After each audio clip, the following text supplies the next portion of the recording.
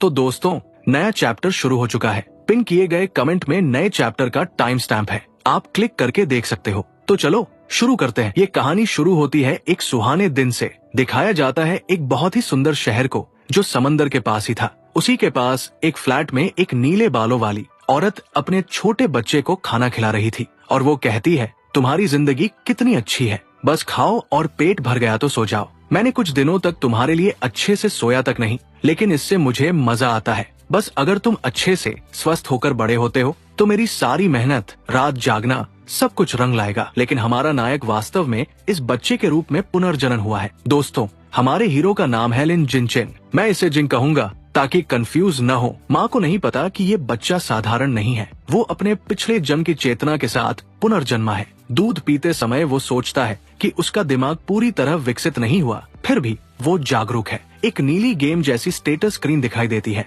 जिसमें उसका नाम लिनजिचिन, उम्र 33 दिन और जैविक स्तर साधारण टियर 1 लिखा है। उसे पता चलता है कि उसके पास एक खास चीट सिस्टम है। 3 महीने की उम्र में लिनजिचिन अपने पालने में है और उसके माता पिता जांग वानिन और लिन यान उसे देख रहे हैं। उसके पिता कहते हैं कि बच्चा शारीरिक रूप से बहुत प्रतिभाशाली लगता है और भविष्यवाणी करते हैं कि वो एक शक्तिशाली जीन फ्यूजर या कम से कम एक साइबॉर्ग बनेगा। जब वे बात कर रहे होते हैं, लिन जिचिन लात मार रहा होता है। एक सिस्टम नोटिफिकेशन बताता है कि उसने 10,000 बार लात मारी, जिससे उसे जैविक गुण उपयोग और उन्नति की क्षमता मिलती है। ये कौशल उसे अपने शरीर के किसी भी हिस्से को प्रशिक्षित करने पर असीमित रूप से मजबूत बनाने की अनुमति देता है। उसे अपनी ताकत बढ़ती महसूस होती है और वो सोचता है कि उसके पिता का जीन फ्यूजर और साइबॉर्ग से क्या मतलब था। वो सुपर हीरो की कल्पना करता है। 4 महीने की उम्र तक लिन जिकिन ने बैठना और रेंगना सीख लिया है। अपने माता पिता को अपनी असामान्य तेज प्रकृति से डराने से बचने के लिए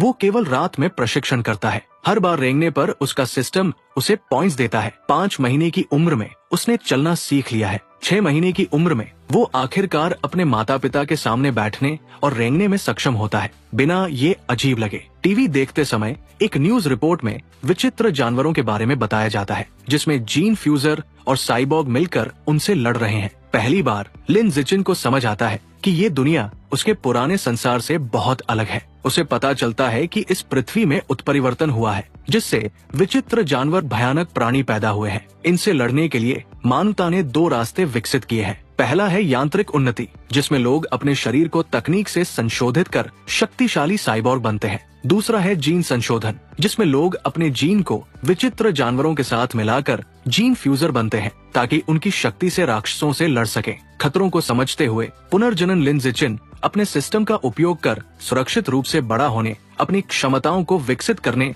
और इस खतरनाक दुनिया में चुपके से जीवित रहने का संकल्प लेता है। एक दरवाजे की घंटी बजती है। जांग वोंगशिन दरवाजा खोलते हैं। सामने नीली पोशाक में एक महिला शू मिंग, जो उनकी नई पड़ोसन है, खड़ी होती है। शू मिंग अपने परिवार, अपने पति शेनजानी और उनकी छोटी बेटी शेनकिंग हान, जो एक गुड़िया पकड़े हुए है, का परिचय देती है। लिन जिन बैंगनी बालों वाली छोटी लड़की को देखता है। वो शेनकिंग हान को इस नए संसार में अपनी पहली दोस्त के रूप में स्वीकार करता है। समय बीतता है और लिन जिचिन खुद को प्रशिक्षण के लिए समर्पित करता है। 7 महीने की उम्र में अपनी उपयोग और उन्नति की क्षमता के कारण उसने दौड़ना, कूदना और खुद से बात करके बुनियादी भाषा सीख ली है और सिस्टम उसे लगातार पॉइंट्स देता रहता है। 8 महीने की उम्र में हमारा नायक अपने पालने में सिटअप और पुशअप कर सकता है। वो केवल गुप्त रूप से प्रशिक्षण करता है, लेकिन एक दिन उसकी माँ उसे ऐसा करते पकड़ लेती है। वो हैरान हो जाती है और विश्वास नहीं कर पाती कि उसका बेटा सिटअप क्यों कर रहा है। हालांकि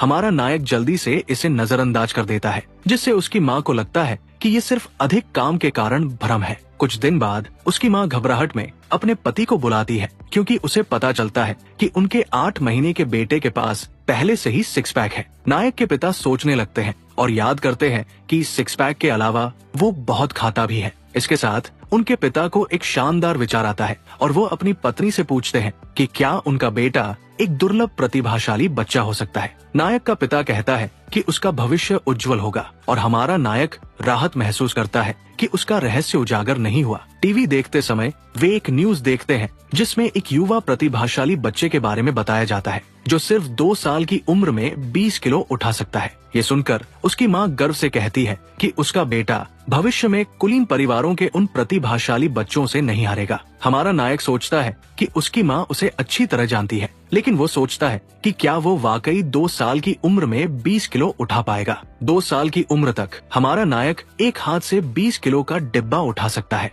अचानक उसकी माँ उसे अपने दोस्त के साथ खेलने के लिए बुलाती है और वो डिब्बा लगभग अपने सिर पर गिरा देता है। वो अपने प्रशिक्षण सत्र को छोड़कर थका हुआ स्टोरेज रूम से बाहर निकलता है। दरवाजा खोलते ही हमारा छोटा नायक जो देखता है उससे थोड़ा हैरान होता है। वहाँ शेन किंग खड़ी थी, उसके हाथों में एक पाई थी। हालांकि वो उसकी ही उम्र की है, वो अभी भी बच्चे की तरह बोलती है। उनकी मानसिक उम्र के अंतर के कारण वे ज्यादा नहीं खेलते, इसलिए वो ज्यादातर उसके प्रशिक्षण के लिए एक मानव वजन बनियान की तरह काम करती है। हालांकि छोटे नायक को पता चलता है कि अपनी दोस्त को प्रशिक्षण के लिए वजन के रूप में इस्तेमाल करने में एक छोटी सी समस्या है, और वो समस्या ये है कि कभी कभी वो उसके पीठ पर पेशाब कर देती है। 3 साल की उम्र में हमारा नायक बहुत मजबूत हो गया है और एक हाथ से 40 किलो उठा सकता है। अब 4 साल की उम्र में वो टीवी पर एक प्रतिभाशाली बच्चे को 30 किलो उठाते देखता है और सोचता है कि वो उससे पहले ही मजबूत है। इतना मजबूत होने के बावजूद उसका जैविक स्तर अभी भी रैंक 1 पर है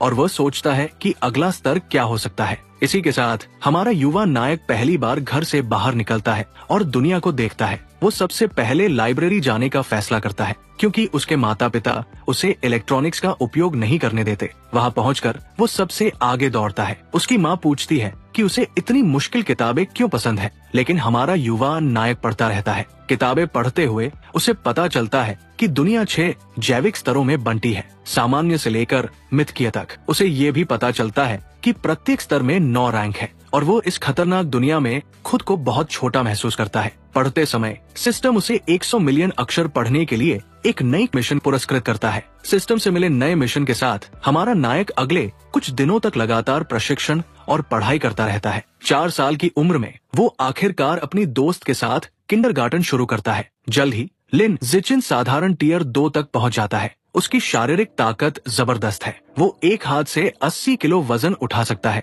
1.2 मीटर ऊंची छलांग लगा सकता है और 100 मीटर की दौड़ 11 सेकंड से कम में पूरी कर सकता है। एक दिन वो देखता है कि कुछ बच्चे शेन शिंग हान को घेरकर रोते हुए उसे बेडवेटर कहकर चिढ़ा रहे हैं। अपनी दोस्त को तंग होते देख उसे पता है कि उसे कुछ करना होगा। वो नाटकीय ढंग से छलांग लगाकर और एक डरावना धमकी देता है, अगर किसी ने हान को फिर से तंग किया तो वो हर दिन उनके बिस्तर पर पेशाब कर देगा। ये बचकाना लेकिन डरावनी धमकी काम कर जाती है। बुलीज रोते हुए शेन शिंग हान अपने रक्षक को प्रशंसा भरी नजरों से देखती है। इस हरकत से एक नया अचीवमेंट अनलॉक होता है, किंडरगार्टन किड किंग का खिताब और नई क्वेस्ट की सीरीज। लिन जिचिन खुश है कि वो कई क्वेस्ट पर एक साथ काम कर सकता है। आधे साल बाद उसने अपनी रीडिंग क्वेस्ट पूरी कर ली। 10 करोड़ अक्षर पढ़ने के बाद उसे सेलेस्टियल रूट ऑफ विजडम मिलता है, जो उसे परफेक्ट आइडेटिक मेमोरी की क्षमता देता है। समय तेजी से बीतता है और जल्द ही वो और शेन शिंग हान 7 साल के होने वाले हैं।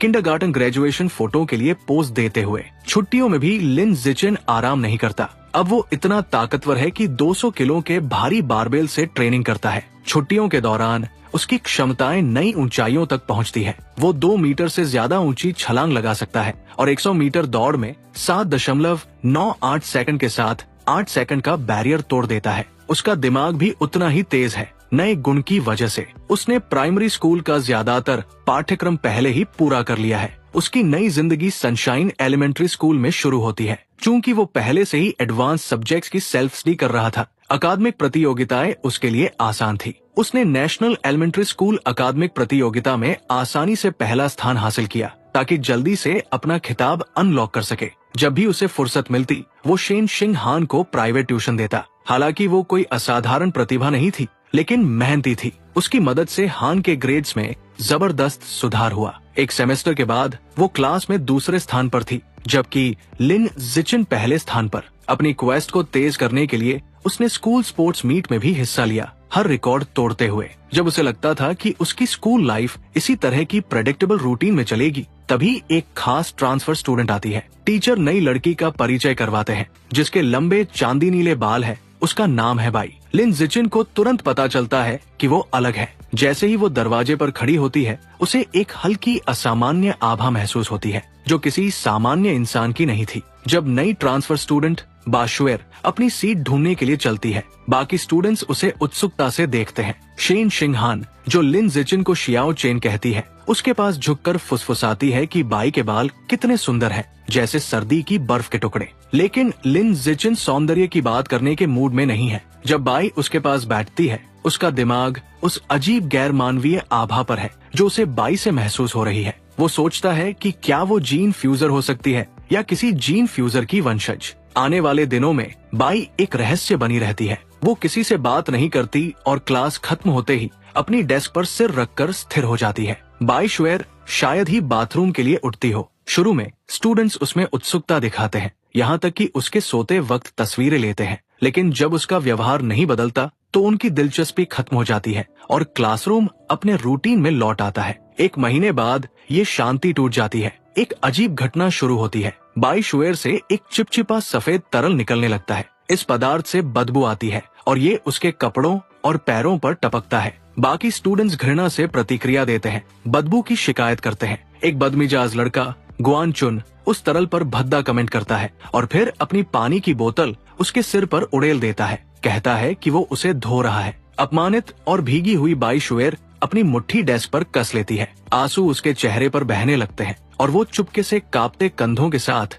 रोने लगती है। बुलीज उसकी तकलीफ पर क्रूरता से हंसते हैं। अपनी डेस्क से ये सब देख रही शेन शिंगहान चिंतित चेहरा लिए लिन जिचिन की ओर मुड़ती है और पूछती है कि क्या वो बेचारी बाई शुएर की मदद कर सकते हैं। लिन जिचिन कंफ्यूज है। उसे लगता था कि बाई खतरनाक है, तो वो समझ नहीं पाता कि वो क्यों रो रही है। फिर भी बुलीज की ओर बढ़ते हुए वो अपनी धारणा पर फिर से विचार करता है। हालांकि वो अभी भी उसे समझ नहीं पाया। उसे एहसास होता है कि अभी के लिए वो कोई खतरा नहीं, बस एक कमजोर लड़की है जिसे तंग किया जा रहा है। उसे हस्तक्षेप करना होगा। लिन जिचिन मुख्य बुली गुआन चुन के पास जाता है, उसका कॉलर पकड़ता है और उसका नाम पुकारता है। डरावनी मुस्कान के साथ वो लड़के को बाई शुएर की डेस्क से पानी साफ करने का आदेश देता है। गुआन चुन डर जाता है और हकलाते हुए कहता है कि वो तुरंत साफ कर देगा। बाकी बुली समझ जाते हैं कि वो मुसीबत में है। लिन जिचिन स्कूल में अपनी पढ़ाई और लड़ाई दोनों में मशहूर है। छठी क्लास के बच्चे भी उससे पंगा लेने की हिम्मत नहीं करते, जानते हुए कि पालन करना ही बेहतर है। वो जल्दी से टिश्यू लेते हैं और गंदगी साफ करते हैं। डेस्क साफ होने के बाद लिन जिचिन की नजर पूरे ग्रुप पर पड़ती है। वो सभी को तुरंत बाई शुएर से माफी मांगने का आदेश देता है। डर से पसीना पसीना बुलीज तुरंत मान जाते हैं। वो उसकी डेस्क के सामने लाइन में खड़े होकर सिर झुकाते हैं, माफी मांगते हैं और फिर कभी उसे तंग न करने का वादा करते हैं। बुलीज के जाने के बाद बाई शुएर आंसुओं भरी आंखों से ऊपर देखती है। वो लिन जिचिन और शेन शिंगहान दोनों का आभार व्यक्त करती है। शेन शिंगहान उसके कंधे पर सांत्वना भरा हाथ रखती है और कहती है कि सहपाठियों को एक दूसरे की मदद करनी चाहिए। उस दिन से शेन शिंगहान उस शांत सफेद बालों वाली लड़की से दोस्ती करने का मिशन शुरू करती है। हमेशा लिन जिचिन को साथ खींचती है। तीनों अपना खाली वक्त साथ बिताने लगते हैं। शेन शिंगहान खास तौर पर दयालु है, हमेशा अपने सबसे स्वादिष्ट स्नैक्स पहले बाई शुएर को देती है। ऐसे ही एक पल में जब शेन शिंगहान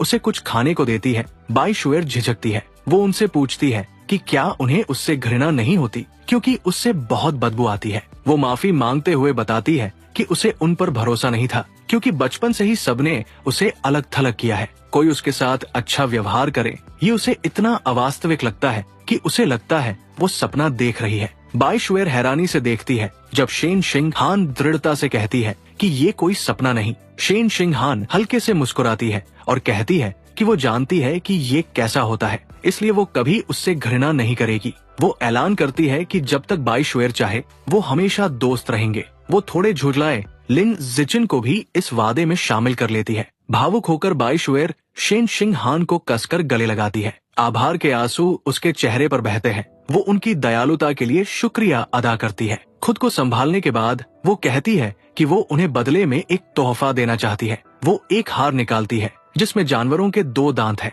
और बताती है कि ये उसकी माँ का जन्मदिन का तोहफा था। वो इसे उन्हें देती है, उम्मीद करती है कि ये उनकी दोस्ती का प्रतीक बने। शेन शिंगहान उत्साह से सहमत होती है और तीनों बच्चे स्कूल के मैदान में सूरज ढलते वक्त साथ खड़े होकर खुशी खुशी ऐलान करते हैं कि वो हमेशा दोस्त रहेंगे, लेकिन जैसे ही उनकी नई दोस्ती पक्की हुई, कुछ अनपेक्षित होता है। एक दिन शेन शिंग हान हैरान रह जाती है जब उसे पता चलता है कि बाई शुएर ने स्कूल छोड़ दिया। लिन जिचिन इसकी पुष्टि करता है, बताता है कि उसने बाई को विड्रॉल पेपर्स भरते देखा। वो प्रिंसिपल के ऑफिस के दरवाजे से देखे गए पल को याद करता है। उसने बाई को प्रिंसिपल और एक बड़े डरावने आदमी के साथ देखा जिसके साइबरनेटिक हाथ थे। प्रिंसिपल ने उस आदमी को भरोसा दिलाया कि बाई शुएर के कागजात पूरे हो गए हैं और उसकी जानकारी गोपनीय रखी जाएगी। ये मुलाकात लिन जिचिन के शक को पक्का करती है कि बाई शुएर की पहचान सामान्य नहीं थी। उस दिन के बाद लिन जिचिन ने बाई शुएर को फिर कभी नहीं देखा और उसके बारे में सोचता रहा। कुछ समय बाद लिन जिचिन घर पर अपनी माँ जांग वांगशिन को कंधे की मसाज दे रहा है। वो राहत की सांस लेती है और कहती है कि लंबे दिन तक टाइपिंग के बाद उसकी मसाज परफेक्ट है। वही बताया जाता है कि उसकी माँ असल में एक नॉवेल राइटर है और पूरे दिन के काम के बाद लिन का मसाज करने से सारी थकावट गायब हो गई। तभी न्यूज दिखाई जाती है एक उस प्रोडिजी की जो 10 साल की उम्र में बीस्ट जीन फ्यूजन के बाद 1000 किलो का बोल्डर सिर्फ अपने एक हाथ से उठा सकता है। इसके बारे में सुनकर जिन और उसकी माँ बहुत हैरान हो जाते हैं। उसी वक्त हीरो का पिता कमरे में दाखिल होता है और कहता है, ये बच्चा हमेशा टीवी पर आता है, लगता है ये कोई मीडिया स्टार या इन्फ्लुएंसर बनना चाहता है। वैसे भी इसका परिवार हजारों सालों से मार्शल क्लैन कहलाया जाता है और उनके परिवार में ये सब चलता है। वही जिनकी माँ बोलती है, लेकिन कोई अपने ही परिवार के बच्चे पर ऐसा टेस्ट कैसे कर सकता है? 10 साल कोई उम्र होती है। जिनके पिता का मानना था कि उन लोगों ने शायद कोई नई तकनीक खोज निकाली है और ऐसे बड़े बड़े परिवार अपने बिजनेस के लिए किसी भी हद तक जा सकते हैं। वही ये अच्छा है या बुरा, इसी को लेकर जिन की मम्मी और पापा झगड़ने लगते हैं। जबकि जिन सोच रहा था ये लड़का बीस्ट फ्यूजन से पहले 100 किलो उठा पाता था और अब 1000 किलो यानी 10 गुना ज्यादा ताकत बढ़ी है और मैं अभी 300 किलो उठा सकता हूँ, तो फिर मेरा पोटेंशियल और भी ज्यादा है। तभी न्यूज दिखाई जाती है कि एक शहर को बीस्ट के हमले ने पूरी तरह तबाह कर दिया है। ये सारे मॉन्स्टर असल में म्यूटेटेड चूहे हैं। दिखाया जाता है कि एक मॉन्स्टर ने एक औरत को पकड़ लिया था। वो औरत जोर जोर से चीखती है, लेकिन अगले सीन में उसकी जिंदगी का अंत हो जाता है। अगली न्यूज में उसी देश का प्रेसिडेंट बोल रहा था, ये पूरा घटनाक्रम असल में उन हेरेटिकल कल्टिस्ट की सोची समझी साजिश है। इसे हम आतंकवादी हमला भी कह सकते हैं। मैं आशा करता हूँ कि बाकी देश भी हमें इन कल्ट के साथ जूझने में मदद करेंगे। जिन अच्छे से उसकी बात समझता है और सोचता है, शुक्र है हम एक मजबूत देश में रहते हैं और अभी के लिए हम सुरक्षित हैं। दूसरी तरफ जिन की माँ गुस्से में अपने पति को डांटते हुए कहती है, हमारे बच्चे को ऐसी किसी जगह भेजने का सपना भी मत देखना। उसी वक्त बाहर से बहुत सारे जहाजों की अजीब सी आवाज सुनाई देती है और उसकी आंखें हैरानी से फैल जाती है। फिर हवा में एक विस्फोट की आवाज सभी को चौंकाती है और हमारा युवा नायक पूरी तरह सतर्क हो जाता है। बिना एक पल सोचे लिन जिचिन खिड़की की ओर दौड़ता है ताकि देख सके कि क्या हुआ। वहां पहुंचकर वो सावधानी से पर्दा हटाकर बाहर की स्थिति देखता है। खिड़की से वो कई साइबॉर्ग्स को उड़ते हुए देखता है और सोचता है कि इतने सारे साइबॉर्ग्स यहाँ क्यों हैं। अगली सुबह जिंदगी फिर से सामान्य लगती है और हमारा नायक स्कूल के लिए निकलता है। स्कूल पहुंचने पर उसकी दोस्त शेनकिंग हान उसका इंतजार कर रही होती है और शिकायत करती है कि वो आज कक्षा के लिए देर से आया है। लिन जिचिन उसे देखता है और कुछ अजीब चमकता हुआ नोटिस करता है। पास जाकर वो देखता है कि बाई शुएर ने जो जानवर का दांत दिया था वो चमक रहा है। इससे उसे आखिरकार समझ आता है कि उस लड़की की अजीब आभा उस राक्षसी दांत से आ रही थी। चमक जल्दी ही फीकी पड़ जाती है। सड़क पर चलते हुए एक रहस्यमयी और लंबी महिला उनके सामने प्रकट होती है। लाल बालों वाली ये महिला मुस्कुराती है और टिप्पणी करती है कि वे बहुत प्यारे बच्चे हैं। फिर वो पूछती है कि क्या वे दोनों भाई बहन हैं या शायद प्रेमी प्रेमिका। शेनकिंग हान मुस्कुराकर जवाब देती है कि वे बस अच्छे बचपन के दोस्त हैं। एक दुष्ट मुस्कान के साथ महिला कहती है कि उसे उनकी दोस्ती से जलन हो रही है। वो पूछती है कि उनके माता पिता कहाँ है, क्योंकि वे अकेले चल रहे हैं। ठीक जब शेनकिंग जवाब देने वाली होती है, लिन जिचिन उसका हाथ पकड़कर उसे बोलने से रोक देता है। फिर वो उसे खींच कर ले जाता है, कहता है कि वे स्कूल के लिए देर हो रहे हैं। स्कूल के मैदान में पहुंचकर वो अपनी दोस्त को चेतावनी देता है कि अजनबियों से बात नहीं करनी चाहिए। समय बीतता है और स्कूल के बाद दोनों बच्चे साथ में घर की ओर चल पड़ते हैं। शेनकिंग हान शिकायत करती है कि गली बहुत शांत और डरावनी है। लिन जिचिन बताता है कि इस इलाके को तोड़ने की योजना है, इसलिए यहाँ कोई नहीं है। अचानक एक परिचित आवाज उन्हें पुकारती है और वे देखते हैं कि सुबह वाली लाल बालों वाली महिला फिर से सामने है। वो उनका इंतजार कर रही थी और कहती है कि उसने उन्हें ढूंढ लिया है। लिन जिचिन हैरान है क्योंकि उसने शॉर्टकट लिया था, फिर भी वो उनका पीछा करने में कामयाब रही। तभी एक मांसल आदमी उस महिला के पीछे प्रकट होता है। महिला उन्हें अपने घर खाने के लिए आमंत्रित करती है, लेकिन वो बड़ा आदमी अपना धैर्य खो देता है और दोनों को पकड़ने के लिए जबरदस्ती उनकी ओर बढ़ता है। वो कहता है कि उसे जल्दी है क्योंकि उसे उन्हें बेचना है। लिन जिचिन जरा भी नहीं डरता और बिना किसी डर के लड़ाई के लिए तैयार हो जाता है। एक तेज हरकत के साथ वो उस बड़े आदमी पर सीधा एक जोरदार मुक्का मारता है। मुक्का ठीक उस आदमी के संवेदनशील हिस्से पर लगता है जिससे वो सांस नहीं ले पाता। प्रहार की ताकत से वो आदमी उड़ता हुआ पीछे चला जाता है और महिला हैरानी में रह जाती है। उसे यकीन नहीं होता कि एक स्कूली बच्चा उसके साथी को एक ही वार में ढेर कर सकता है। समय बर्बाद किए बिना लिन जिचिन आगे बढ़ता है और महिला पर भी एक जोरदार मुक्का मारता है जो उसके चेहरे पर लगता है। दोनों को गिराने के बाद वो जमीन से एक ईंट उठाता है ताकि काम पूरा कर सके। वो नोटिस करता है कि आसपास कोई कैमरा नहीं है और फैसला करता है कि उसे उन्हें हमेशा के लिए खत्म कर देना चाहिए। लेकिन अचानक जमीन कांपने लगती है और उसकी दोस्त पूछती है कि क्या हो रहा है। उसी पल एक विशाल पंजा दीवार को तोड़ता हुआ बाहर निकलता है। इमारतों के बीच से एक विशाल चूहा निकलता है और दहाड़ता है। ये प्राणी अपने विशाल जबड़े को उस महिला के पास लाता है ताकि उसे काट सके। एक तेज काटने के साथ वो प्राणी बिना सोचे समझे महिला की जान ले लेता है। शेनकिंग हान डर से कांप रही है और पूछती है कि उनके सामने ये विशाल प्राणी क्या है। लिन जिचिन अपनी दोस्त को गोद में उठाता है और कहता है कि ये एक खतरनाक विशाल चूहा है।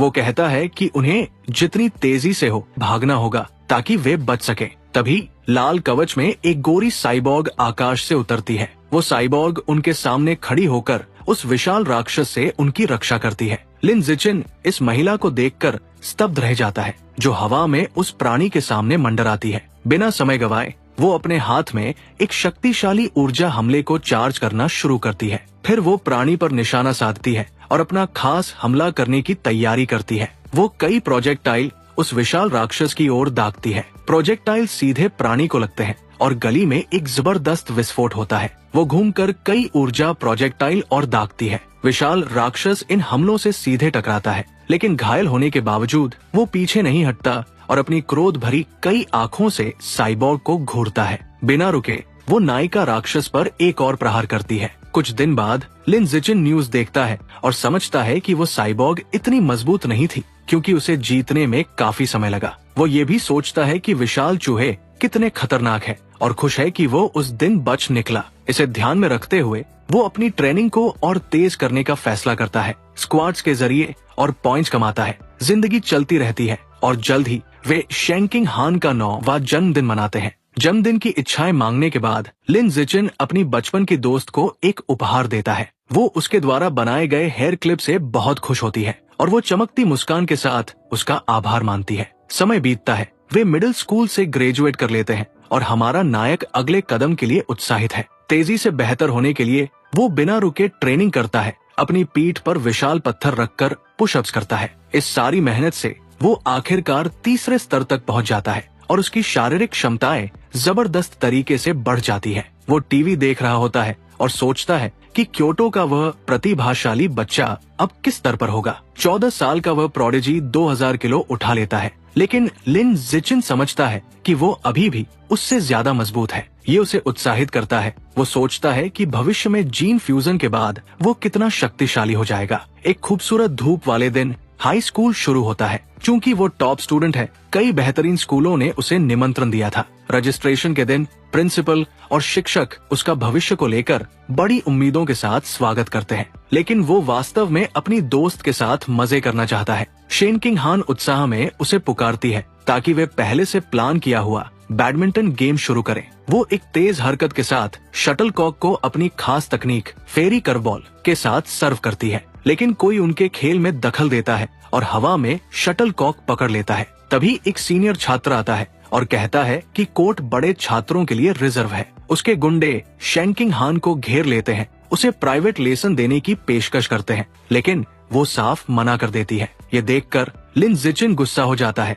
और उन गुंडों को तुरंत अपनी दोस्त से दूर रहने को कहता है। सीनियर बस एक घमंडी मुस्कान देता है और कहता है कि इससे कोई फर्क नहीं पड़ता कि पहले कौन आया, क्योंकि वो कोर्ट ले रहा है। लिन जिचिन शटलकॉक पकड़ता है और उस सीनियर को सुनने को कहता है। वो शटलकॉक को हवा में उछालता है, ऊंचा उछलता है और अपने नियम दिखाने के लिए शटलकॉक को मारने की तैयारी करता है। हवा में अपनी पूरी ताकत के साथ वो रैकेट से शटलकॉक पर प्रहार करता है। शटलकॉक गोली की रफ्तार से सीनियर की ओर बढ़ता है और उसके रैकेट को भेद देता है। ये देखकर सारे गुंडे डर जाते हैं, सोचते हैं कि क्या लिन जिचिन इंसान भी है। डर के मारे वे झुककर माफी मांगते हैं और बिना पीछे देखे कोर्ट से भाग जाते हैं। उस दिन के बाद हाई स्कूल के बाकी समय में कोई भी उनकी ओर आंख उठाकर देखने की हिम्मत नहीं करता, चूंकि लिन जिचिन ने स्कूल का सारा पाठ्यक्रम पहले ही पूरा कर लिया था। वो कक्षा में रोचक किताबें पढ़ता रहता है। अपने खाली समय में वो घर के कंप्यूटर पर ढेर सारी नई स्किल्स सीखता है।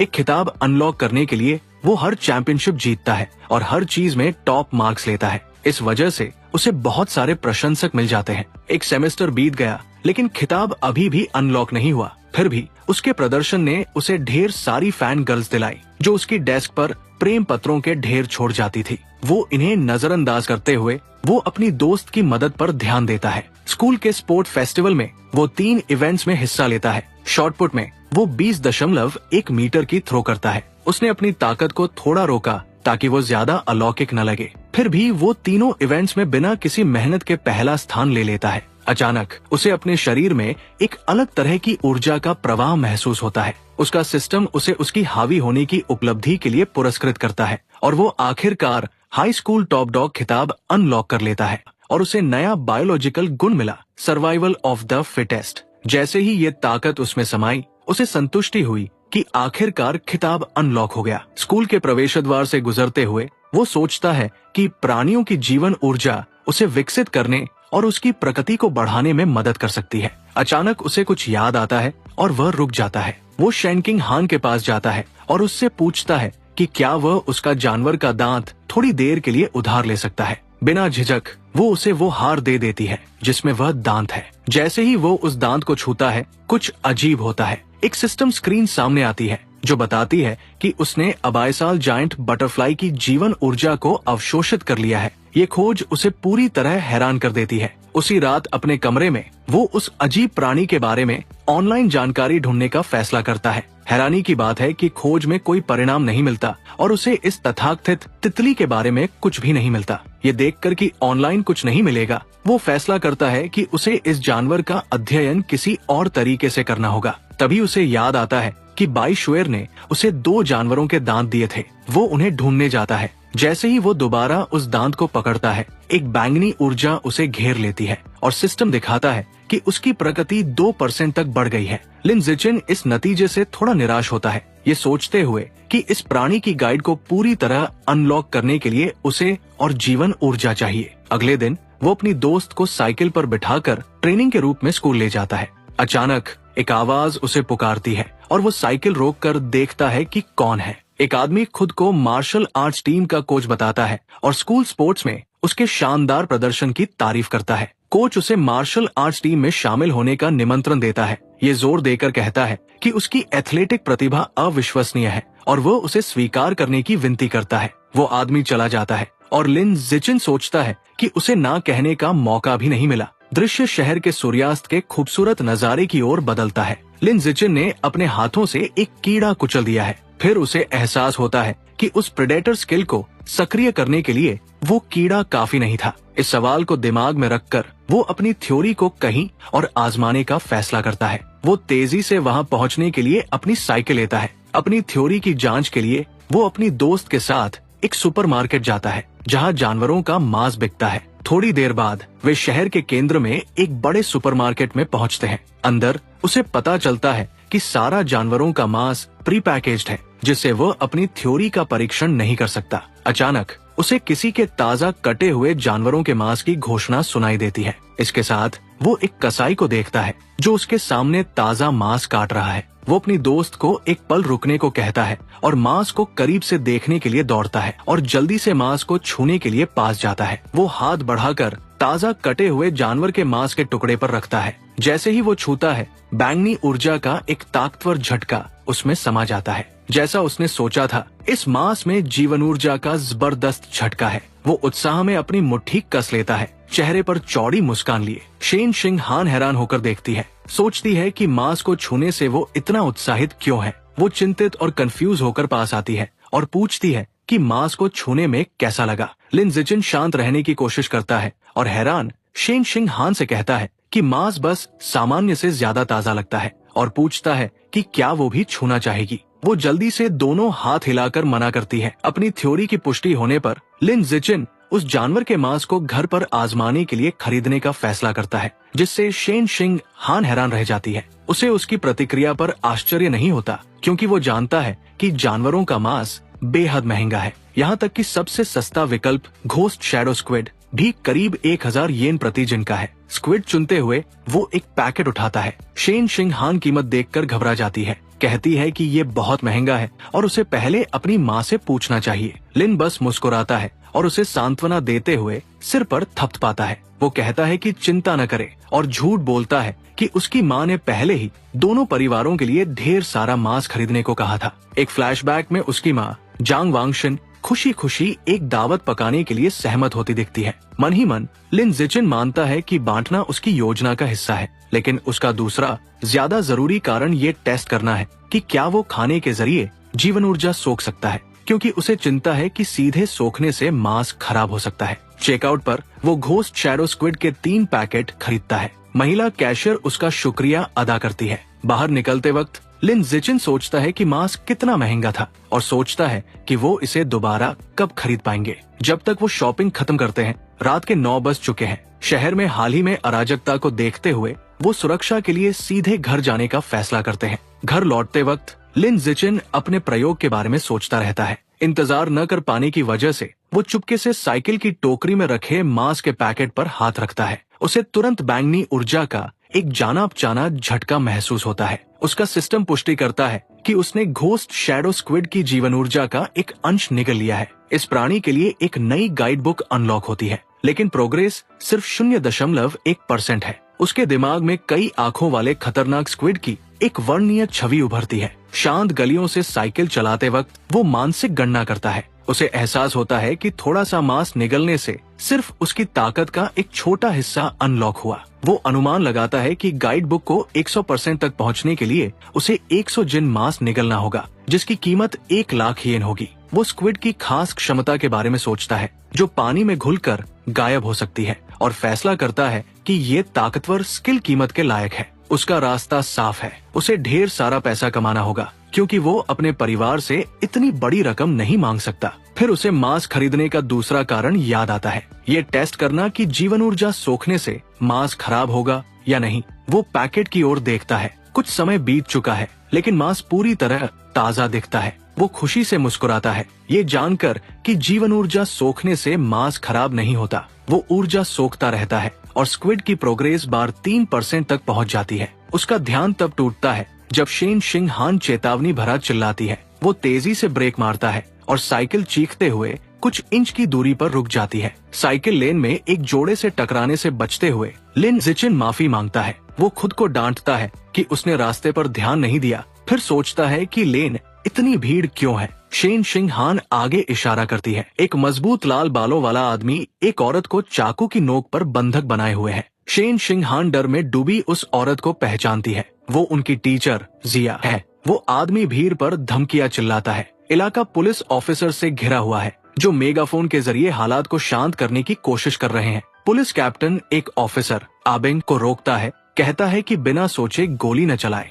कैप्टन समझाता है कि बंधक बनाए गए व्यक्ति के बहुत करीब है और वो उसे ढाल की तरह इस्तेमाल कर रहा है, जिससे सटीक निशाना लगाना नामुमकिन है। ऑफिसर स्लीपिंग गैस का सुझाव देता है, लेकिन कैप्टन इसे खारिज कर देता है, डरते हुए कि गैस का असर होने से पहले संदिग्ध उग्र हो सकता है। जब पुलिस हिचकिचा रही होती है, लिन जिचिन फैसला करता है कि उसे कुछ करना होगा। वो चुपके से फुटपाथ से एक छोटा सा पत्थर उठाता है और अविश्वसनीय गति और सटीकता के साथ उसे उछालता है। पत्थर बंधक बनाने वाले के हाथ पर लगती है, जिससे वो चीखकर चाकू छोड़ देता है और टीचर जिया को छोड़ देता है। मौका देखकर पुलिस कैप्टन अपनी टीम को आगे बढ़ने का चिल्लाकर आदेश देता है। ऑफिसर तेजी से आगे बढ़ते हैं और निहत्थे संदिग्ध को गिरफ्तार कर लेते हैं, जबकि एक महिला ऑफिसर डरी हुई लेकिन सही सलामत टीचर जिया को सांत्वना देती है। हालात काबू में आने पर लिन जिचिन चुपके से अपनी साइकिल पर वापस बैठता है। शेन शिंग हान उसे आश्चर्य भरी आंखों से देखती है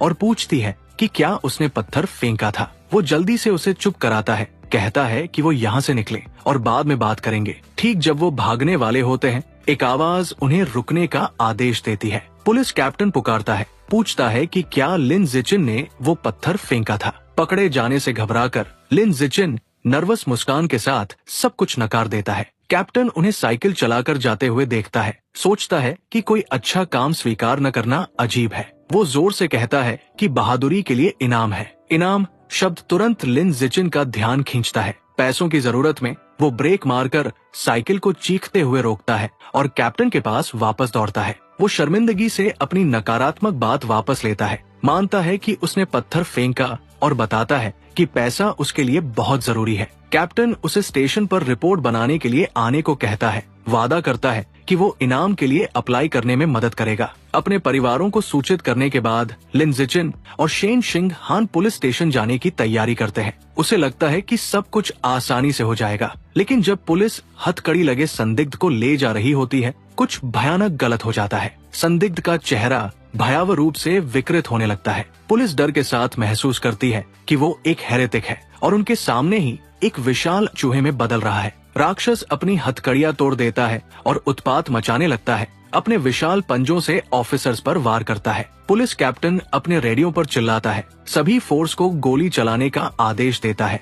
ऑफिसर्स अपनी बंदूकें खाली करते हैं, लेकिन गोलियां बेअसर रहती है। एक घबराई हुई रिपोर्ट आती है जिसमें संदिग्ध को रैट किंग जीन के साथ फ्यूज्ड हेरेटिक बताया जाता है और तुरंत बैकअप की मांग की जाती है। खतरे को भांपकर लिन जिचिन माफी मांगता है, दोनों को पकड़कर खींचता है और भागने को कहता है। उसे राहत है कि राक्षस उनका पीछा नहीं कर रहा, लेकिन वो जानता है कि उन्हें जल्दी से भागना होगा। भागते वक्त एक नई आकृति बैंगनी आभा में आसमान से उतरती है। ये एक चिकनी कवच वाली महिला साइबोर्ग है। वो विशाल चूहे पर जोरदार प्रहार करती है, जिससे वो पीछे लड़खड़ा जाता है। हवा में मंडराते हुए छोटे गहरे बैंगनी बालों वाली साइबोर्ग अपने सीने में लेजर कैनन चार्ज करती है। फायर के आदेश के साथ वो बैंगनी ऊर्जा की एक विशाल विनाशकारी किरण छोड़ती है, जो राक्षसी चूहे को लपेट लेती है। प्राणी दर्द से दहाड़ता है और पूरी तरह जलकर राख हो जाता है। लिन जिचिन साइबोर्ग की अविश्वसनीय ताकत देखकर हैरान रह जाता है। खतरे के खत्म होने पर टीचर जिया और शेन शिंग हान राहत की सांस लेते हैं, लेकिन लिन जिचिन को अपनी साइकिल की चिंता है। राहत महसूस करता है कि धमाके से वो बची रही, वरना बड़ा आर्थिक नुकसान होता। अचानक उस साइकिल की टोकरी में देखता है और पाता है कि महंगा घोस्ट शैडो स्क्विड का मांस खराब हो गया है, जिससे बदबू आ रही है। अब उसे समझ आता है कि उसकी शुरुआती थ्योरी सही थी। जीवन ऊर्जा सोखने से मांस खराब हो जाता है, लेकिन इसमें थोड़ी देरी होती है। एक लटकता हुआ टेंटेकल पकड़कर लिन जिचिन को एहसास होता है कि उसे एक बहाना चाहिए। नाटकीय ढंग से वो खराब हुए टेंटेकल को जोर से जमीन पर फेंकता है, चिल्लाकर हेरेटिक और साइबोर्ग के हमले को मांस भुन जाने का दोष देता है। टीचर जिया उसे सांत्वना देती है, कहती है महत्वपूर्ण ये है कि सब सुरक्षित है। हालांकि वो कैप्टन के अनुरोध पर सिक्योरिटी टीम के साथ स्टेशन की ओर रवाना हो जाते हैं। उन्हें उम्मीद नहीं थी कि उन्हें उसी वैन में ले जाया जाएगा जिसमें हेरेटिक के अवशेष है। लेजर ब्लास्ट के बाद सिर्फ जली हुई मांस की एक ढेर गर्नी पर बची थी और उसकी बदबू तीव्र थी। बदबूदार वैन में बैठे हुए लिन जिचिन के दिमाग में एक नई संभावना जागती है। क्या इस लाश में भी जीवन ऊर्जा बची हो सकती है? और अगर हाँ, तो क्या वह इस लाश के रैट किंग जीन को अपने लिए खा सकता है? और तय करता है कि इसका पता लगाने का बस एक ही तरीका है। अचानक वो अपना हाथ बढ़ाता है और राक्षस के शरीर को छूता है। उस प्राणी की जीवन शक्ति को अवशोषित करना शुरू करता है। वो तुरंत उस जबरदस्त शक्ति से हैरान हो जाता है जो उस पल में उसमें प्रवाहित हो रही है। ठीक उसी वक्त उसका सिस्टम उसे अलर्ट करता है कि उसने जीवन ऊर्जा का एक अंश खा लिया है और विशाल उत्परिवर्ती चूहे की गाइड 5% तक पहुंच गई है। लिन जिचिन एक जोरदार स्ट्रेच करता है ताकि वो कूल दिखे और पुलिस वाला उसे गाड़ी में ज्यादा हिलने डुलने से मना करता है। लिन जिचिन सोचता है ये ऑफिसर उस कप्तान की तरह होशियार नहीं है। सीन से होता है कुछ टाइम बाद पुलिस स्टेशन पर कप्तान उससे सवाल करता है कि उसने इतनी दूरी से उस गुंडे के हाथ पर पत्थर से कैसे निशाना लगाया।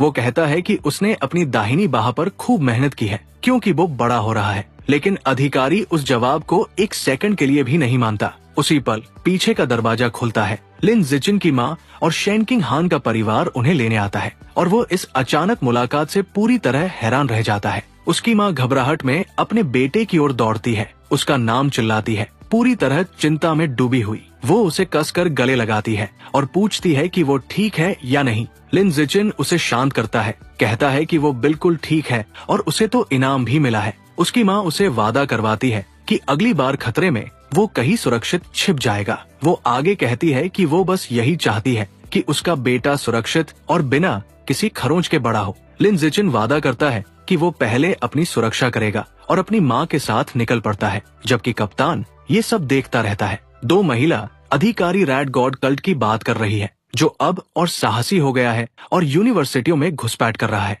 वे कहती है कि उन्हें उस स्वघोषित रैट किंग को खत्म करना होगा। लिन जिचिन उनकी बात सुन लेता है और उसका ध्यान खींच जाता है। कार में वापस वो रैट गॉड कल्ट के बारे में ऑनलाइन खोज करता है और पाता है कि इसके बारे में ढेर सारी जानकारी मौजूद है। वो देखता है कि इस कल्ट का मुख्य ठिकाना शंघाई शहर में है और इसके सदस्य समाज से बहिष्कृत लोग हैं। अपनी खोज जारी रखते हुए वो इस रहस्यमयी संगठन के बारे में हर जानकारी को ध्यान से पढ़ता है। अचानक एक खास जानकारी उसका ध्यान खींचती है, जो उसे पढ़कर पूरी तरह हैरान कर देती है। जाहिर तौर पर रैट किंग एक उच्चतर जीवन रूप में विकसित होना चाहता है और अपने अनुयायियों को उसके लिए सामग्री इकट्ठा करने के लिए मजबूर करता है। लिन जिचिन सोचता है कि क्या ये प्राणी इतना बुद्धिमान हो चुका है कि इतनी जटिल योजनाएं बना सके। तभी वो खिड़की से बाहर देखता है और एक विशाल चूहा देखता है, जिससे वो सोच में पड़ जाता है कि क्या इसका रैट किंग से कोई संबंध है। लेकिन वो जल्दी ही इस विचार को खारिज कर देता है, ये सोचकर कि इस इलाके में इस आकार के चूहे असामान्य नहीं है।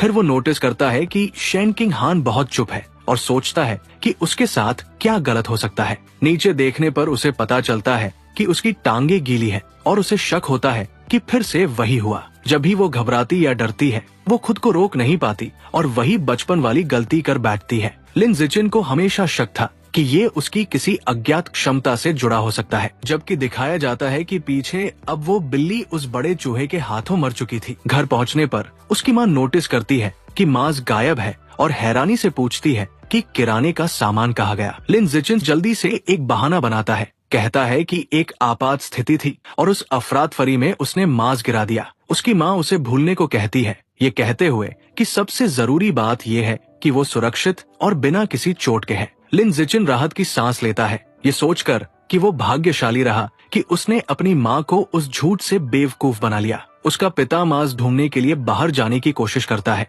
लेकिन लिन उसे रोकता है, कहता है कि खाना पहले ही खराब हो चुका है, जिससे उसका पिता उलझन में पड़ जाता है। इस बीच स्टेशन पर कप्तान अभी भी ये समझने की कोशिश कर रहा है कि एक हाई स्कूल का लड़का इतनी ताकत से पत्थर कैसे फेंक सकता है। उसका चेहरा गंभीर है क्योंकि लिन जिचिन की कहानी उसे बिल्कुल समझ नहीं आती। अचानक एक विशाल चूहा उसके सामने फाइल कैबिनेट के ऊपर प्रकट होता है, जिससे वो पूरी तरह स्तब्ध रह जाता है। वह प्राणी अपने तेज पंजों के साथ अधिकारी की ओर कूदता है। बिना एक सेकंड गवाए कप्तान अपनी बंदूक निकालता है और राक्षस पर कई गोलियां दागता है, लेकिन ऐसा लगता है कि गोलियां नाकाफी थी और वो विशाल प्राणी ऑफिसर पर हमला करने में सक्षम हो पाता है। अगली सुबह क्लास में लिन जिचिन अपनी डेस्क पर बैठा हुआ था और पिछली रात के बारे में सोचकर वो ये निष्कर्ष निकालता है कि वो अभी भी उन शक्तिशाली हेरेटिक और फीमेल साइबोर्ग के सामने बहुत कमजोर है। उसे जल्दी से पैसे कमाने होंगे ताकि ज्यादा बीस्ट मीट खरीद सके,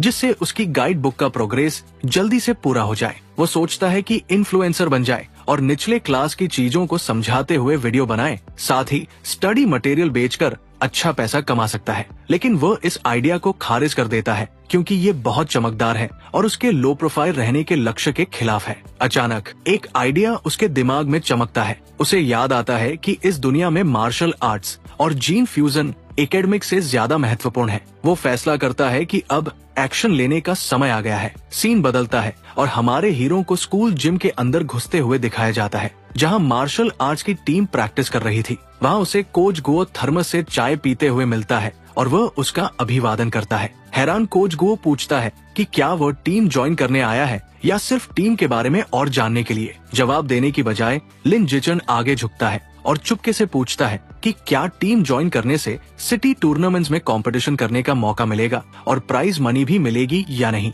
कोच मुस्कुराता है और पुष्टि करता है कि हाँ, मौका मिलेगा और प्राइज में थोड़ा पैसा भी मिलेगा। हीरो का शक दूर होने के बाद लिन जिचन कोच से हाथ मिलाता है और ऐलान करता है कि वो आज से मार्शल आर्ट्स टीम ज्वाइन कर रहा है। कोच गुओ खुशी से उसका स्वागत करता है। कोच टीम को इकट्ठा करता है और सभी को नए मेंबर से परिचय करवाता है। वो लिन जिचन के बारे में याद दिलाता है कि वो स्पोर्ट्स मीट का चैंपियन था। बाकी टीम मेंबर्स जियांग काई, हांग तियानिंग, हु आशिंग, लियू तोंग और हान यिगुओ अपना अपना परिचय देते हैं। आखिर में लिन जिचन खुद का परिचय देता है। चूंकि लिन जिचन के पास कोई फॉर्मल मार्शल आर्ट्स ट्रेनिंग नहीं थी, कोच गुओ बेसिक्स और कुछ लेग टेक्निक्स डेमोन्स्ट्रेट करता है। कोच समझाता है कि ये मूव्स आसान लगते हैं लेकिन इन्हें मास्टर करना मुश्किल है और टीम के सबसे तेज लर्नर ली शुतुंग को भी इन्हें परफेक्ट करने में एक हफ्ता लगा था। फिर वो लिन जिचन को ट्राई करने के लिए प्रोत्साहित करता है और लिन जिचन एक स्टांस लेता है। अपने celestial root of wisdom attribute की वजह से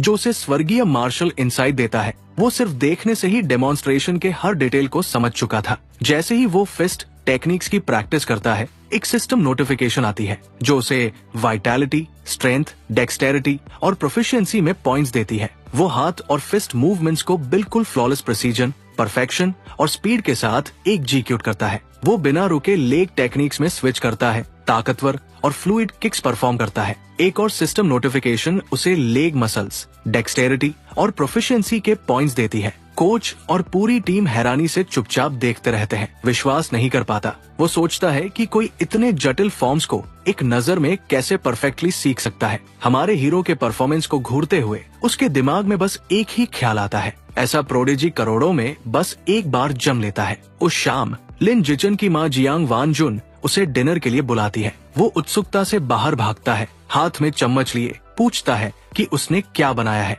वो गर्व से एक बड़ा प्लेटर घोस्ट शैडो स्क्विड पेश करती है जो वो चाहता था। खुशबू कमाल की है और वो अपनी माँ से कहता है कि कितनी शानदार खुशबू आ रही है। वो उसे कहती है कि गर्म गर्म खा ले। वो एक कौर लेता है और तारीफ करता है कि उसकी कुकिंग दुनिया की सबसे बेस्ट है। खुश होकर वो कहती है कि जितना खाना है खा ले। उसके पास कुल 3 फुल मीट के पैक है। जैसे ही वो खाता है, एक सिस्टम नोटिफिकेशन आती है। उसने घोस्ट शैडो स्क्विड की लाइफ एसेंस का ट्रेस डिवोर कर लिया है, जो उसकी गाइड बुक प्रोग्रेस को 3.01% तक ले आता है। वो निराशा में महसूस करता है कि मीट खाने से भी काम हो जाता है। अगर उसे पहले ये पता होता तो पहला बैच छूकर खराब नहीं करता। डिनर के दौरान एक न्यूज रिपोर्ट उनका ध्यान खींचती है। ये 14 साल की जीनियस लड़की के बारे में न्यूज थी, जिसमें बताया जा रहा था कि ये लड़की इतिहास की सबसे कम उम्र की साइबॉर्ग है। एनर्जी कोर से फ्यूज होने के बाद उसका एनर्जी सिस्टम उसे सुपर ह्यूमन एबिलिटीज देता है। वो 5000 किलो की फॉर्च्यूनर गाड़ी को एक हाथ से उठा सकती है, 100 मीटर को 3 सेकंड में स्प्रिंट कर सकती है और 8 मीटर वर्टिकली जंप कर सकती है। ये देखकर लिन जिचन अपनी दुनिया के डिबेट के बारे में सोचता है। क्योटो प्रोडिजी के जीन फ्यूजन और इस लड़की के साइबरनेटिक्स में से कौन सा रास्ता ज्यादा ताकतवर है। तभी उसकी सोच को एक और ब्रेकिंग न्यूज बाधित करती है, जिसमें एक बहुत ही चौंकाने वाली खबर बताई जाती है कि वो सिक्योरिटी कैप्टन जिससे हमारा हीरो पिछले सीन में मिला था, हु शान, वो अपनी ऑफिस में मारा गया है। सर्विलांस फुटेज दिखाता है कि उस पर एक विशाल म्यूटेंट चूहे ने हमला किया जो स्टेशन में घुसपैठ कर गया था। मेडिक्स उसके शरीर को एम्बुलेंस में डालते हुए दिखाए जाते हैं। लिन जिचन डर जाता है। वो उस बड़े चूहे के बारे में याद करता है जो उसने पिछली रात देखा था और सोचता है कि शायद इसका कनेक्शन उसके साथ हो सकता है, या फिर वो एक विशाल चूहे को शहर में उत्पात मचाते हुए कल्पना करता है। कैप्टन की ये मौत, ये एक गंभीर भविष्य और बढ़ते हुए खतरे के बारे में उसे सतर्क करता है। लिन जिचन फैसला करता है कि उसे तुरंत अपनी ट्रेनिंग को और तेज करना होगा। लिन जिचन खुद को एक कठोर प्रशिक्षण में डाल देता है। बहुत अभ्यास के बाद अब वो 100 मीटर को तेजी से 4.61 सेकंड में दौड़ सकता है। उसका वर्टिकल जंप 5.3 मीटर है। अपनी व्यक्तिगत ट्रेनिंग के अलावा वो स्कूल टीम के मार्शल आर्ट्स प्रैक्टिस जारी रखता है, उम्मीद करते हुए कि जल्दी से अपनी ताकत बढ़ा सके आगामी टूर्नामेंट के लिए। अगली सुबह स्कूल में वो जिम की ओर जाता है प्रैक्टिस करने। साथ में जिज्ञासु शेन किंगहान चलती है। रास्ते में एक गुलाबी बालों वाली लड़की लिन जिचन का गर्मजोशी से अभिनंदन करती है और उसे ताजा दूध की बोतल ऑफर करती है। वो एक अच्छे लड़के की तरह विनम्रता से मना कर देता है और शेन किंगान के साथ आगे बढ़ जाता है, पीछे उस लड़की को निराश छोड़कर। दूर से ये दृश्य जियांग काई देखता है। वो गुस्से में मुट्ठी बांध लेता है। इस बात से नाराज वो उस लड़की का गिफ्ट रिजेक्ट कर रहा है जिसे वो पसंद करता है। अपनी हताशा को रोक न पाकर जियांग काई आगे बढ़ता है और उनका रास्ता रोक लेता है। वो लिन जिचन से सामना करता है, उसकी बुरे मैनर्स के लिए डांटता है और लड़की की भावनाओं को ठेस पहुंचाने के लिए। जब लिन जिचन शांतिपूर्वक समझाता है कि उसे दूध से एलर्जी है, जियांग काई उस पर विश्वास नहीं करता और उसे झूठा कहता है। गुस्से में जियांग काई लिन जिचन की ओर इशारा करता है और उसे स्पार के लिए चैलेंज करता है। वो शर्त रखता है कि अगर वो हारता है तो वो कभी लिन जिचन को परेशान नहीं करेगा, लेकिन अगर लिन जिचन हारता है तो उसे पूरी बोतल दूध पीनी पड़ेगी। जैसे ही चैलेंज जारी होता है, एक नई सिस्टम नोटिफिकेशन दिखती है। एक नया अचीवमेंट मिशन ट्रिगर हो गया है। 1000 अलग अलग प्रतिद्वंद्वियों को औपचारिक प्रतियोगिता में हराओ और सर्वाइवल बायोलॉजिकल ट्रेड की एक नई क्षमता को जागृत करो। एक चालाक मुस्कान लिन जिचन के चेहरे पर फैल जाती है। ये वो मौका है जिसका वह इंतजार कर रहा था। एक भयंकर बैंगनी आभा से घिरे हुए वो चैलेंज स्वीकार करता है। उसकी आंखें उत्साह से चमक रही हैं, जैसे ही वो स्पार के लिए हाँ कहता है। ड्यूल की खबर जल्दी से पूरे स्कूल में फैल जाती है। 2 स्टूडेंट्स उत्साह से फैसला करते हैं कि पॉपुलर जूनियर लिन जिचन और एक सीनियर के बीच लड़ाई देखने जाएंगे। जब तक वे तैयार होते हैं, जिम दर्शकों से भर जाता है। स्पारिंग एरिया के चारों तरफ बड़ा गोल चक्कर बनाकर भीड़ साफ तौर पर लिन जिचन के पक्ष में है। उसकी बहुत सारी फीमेल फैंस उसे चीयर करती है, कहते हुए कि प्रतिद्वंदी को सबक सिखा दे। इसमें वो गुलाबी बालों वाली लड़की भी शामिल है जो अपना फोन तैयार करती है। जियांग काई तिरस्कार करता है, परेशान कि सभी मान रहे हैं कि वो हारेगा। वो अंदर ही अंदर मानता है कि लिन जिचन की प्रतिभा पिछले महीने में अविश्वसनीय रूप से बढ़ गई है। वो इस ड्यूल को अपना आखिरी मौका मानता है, इस उभरते जीनियस को उसकी जगह दिखाने का और अपनी ताकत साबित करने का। अपने प्रतिद्वंद्वी की तीव्रता के उलट लिन जिचन बेपरवाह लगता है। वो कैजुअली कहता है कि उसे घर जाना है डिनर के लिए और पूछता है कि क्या लड़ाई जल्दी खत्म कर सकते हैं। इसे अपमान मानते हुए जियांग काई मुस्कुराता है और उसकी इच्छा पूरी करने का वादा करता है। कोच गुओ उनके बीच आता है मैच की शुरुआत करने के लिए, लेकिन लड़ाई शुरू होने से पहले जियांग काई चिल्लाता है कि रुक जाओ। एक उपहास भरी मुस्कान के साथ वो लिन जिचन को हैंडीकैप ऑफर करता है। वो इशारा करता है कि उसने करीब 2 साल ट्रेनिंग की है, जबकि लिन जिचन सिर्फ 1 महीने का नौसिखिया है। निष्पक्षता के लिए वो ऐलान करता है कि वो लिन जिचन को पहले 3 मूव्स देने को तैयार है। लिन जिचन सीधे से मान जाता है और तेजी से हरकत में आता है। जियांग काई को हैरान कर देता है। अपने प्रतिद्वंद्वी को गार्ड उठाने से पहले लिन जिचन एक विनाशकारी पंच छोड़ता है। वो प्रहार क्रूर ताकत से लगता है। जियांग काई के नाक से खून उड़ने लगता है। वो तुरंत नॉक आउट हो जाता है। जिम के फर्श पर बेहोश गिर जाता है। पूरा जिम हैरानी से चुप हो जाता है। कोच गो का जबड़ा गिर जाता है जैसे ही वो अविश्वास से देखता है। चिल्लाता है कि लड़ाई एक पंच में खत्म हो गई। बाकी मार्शल आर्ट्स टीम और भीड़ भी उतनी ही हैरान है, परिणाम को हास्यास्पद कहते हुए समझ न पाते कि ड्यूल 1 सेकंड में खत्म हो गया। चुप्पी को एक जश्न की गूंज तोड़ती है। शेन किंगान अपनी मुट्ठी हवा में उछालती है। खुशी से लिन जिचन की जीत के लिए चीयर करती है। बाकी लड़कियां गुलाबी बालों वाली शामिल जुड़ जाती है, चिल्लाती हुई कि वो कितना कमाल है। हराए हुए प्रतिद्वंदी के ऊपर खड़ा होकर लिन जिचन को एक सिस्टम नोटिफिकेशन मिलती है। ये उसे बताती है कि एक राइवल को हराने और विपरीत लिंग की स्नेह जीतने से उसे प्रायोरिटी मीटिंग राइट्स मिल गए हैं। इससे भी ज्यादा महत्वपूर्ण बात, उसका नया मिशन प्रोग्रेस अब 1/1000 हो गया है। वो सोचता है कि नेचुरल सिलेक्शन एट्रीब्यूट अनलॉक करने के लिए अभी भी लंबा सफर बाकी है। अपनी प्रोग्रेस को तेज करने के लिए वो मार्शल आर्ट्स टीम के बाकी डरे हुए मेंबर्स की तरफ मुड़ता है। एक दोस्ताना लेकिन परेशान करने वाली मुस्कान के साथ वो सुझाव देता है कि सबको स्पार करना चाहिए। टीम मेंबर्स वापस देखते हैं, उनके चेहरे डर से सफेद हो जाते हैं। तुरंत सब दयनीय बहाने बनाने लगते हैं। एक को स्कूल क्रैम करना है, दूसरे की माँ डिनर के लिए वेट कर रही है, जबकि बाकी बीमारी का नाटक करते हैं। दूसरी तरफ जियांग काई अपने घुटनों पर खड़ा होने की कोशिश करता है। वो अपनी हार मानने से इनकार करता है। गुस्से से लिन जिचन पर चुपके से अटैक का इल्जाम लगाता है और रीमैच में उसे कुचलने की कसम खाता है। कोच गुओ बीच में आता है। जियांग काई को कहता है कि हार को मर्द की तरह सहे। कोच फिर सोचता है कि शायद वो पंच सिर्फ लकी शॉट था और थ्योरी टेस्ट करने के लिए दूसरे टीम मेंबर शियाओजी का नाम लेता है। अपना नाम सुनते ही एक स्पाइकी हेड लड़का डर से जम जाता है। हालांकि वो फाइटिंग स्टांस ले लेता है, वो साफ तौर पर डर रहा है। 10 मिनट बाद रिजल्ट साफ है। कई martial arts team members gym की जमीन पर बेहोश पड़े हैं। लिन ज़िचन खड़ा है, नोट करता है कि उसने उन पर ज्यादा जोर नहीं डाला और सिर्फ कुछ ब्लोज एक्सचेंज किए। लेकिन जब वो अपना सिस्टम चेक करता है, वो निराश हो जाता है। शुरुआती जीत के अलावा बाकी स्पार्स अचीवमेंट में काउंट नहीं हुए। राइवल काउंट अब भी 1/1000 है। वो रियलाइज करता है कि फ्रेंडली स्पारिंग काफी नहीं है, उसे ऑफिशियल कंपटीशन में राइवल्स को हराना पड़ेगा। जैसे ही वो इस बारे में सोचता है, एक हाथ उसके कंधे पर थप्पड़ मारता है। कोच गुओ पागलपन से मुस्कुराता है। तुम बस 1 महीने से यहाँ प्रैक्टिस कर रहे हो और अब से तुम हमारे सबसे ताकतवर पिलर बन चुके हो। कोच गुओ ऐलान करता है कि लिन ज़िचन सच में जीनियस है। नए कॉन्फिडेंस से भरा कोच कहता है कि लिन ज़िचन के लीड में उनका स्कूल सबको हरा देगा और इस साल के रीजनल मार्शल आर्ट्स टूर्नामेंट में पहला स्थान लेगा। जैसे ही कोच गुओ जश्न मनाता है, लिन ज़िचन को एक सफाई का लम्हा मिलता है। वो समझ जाता है कि कोच सही कह रहा है।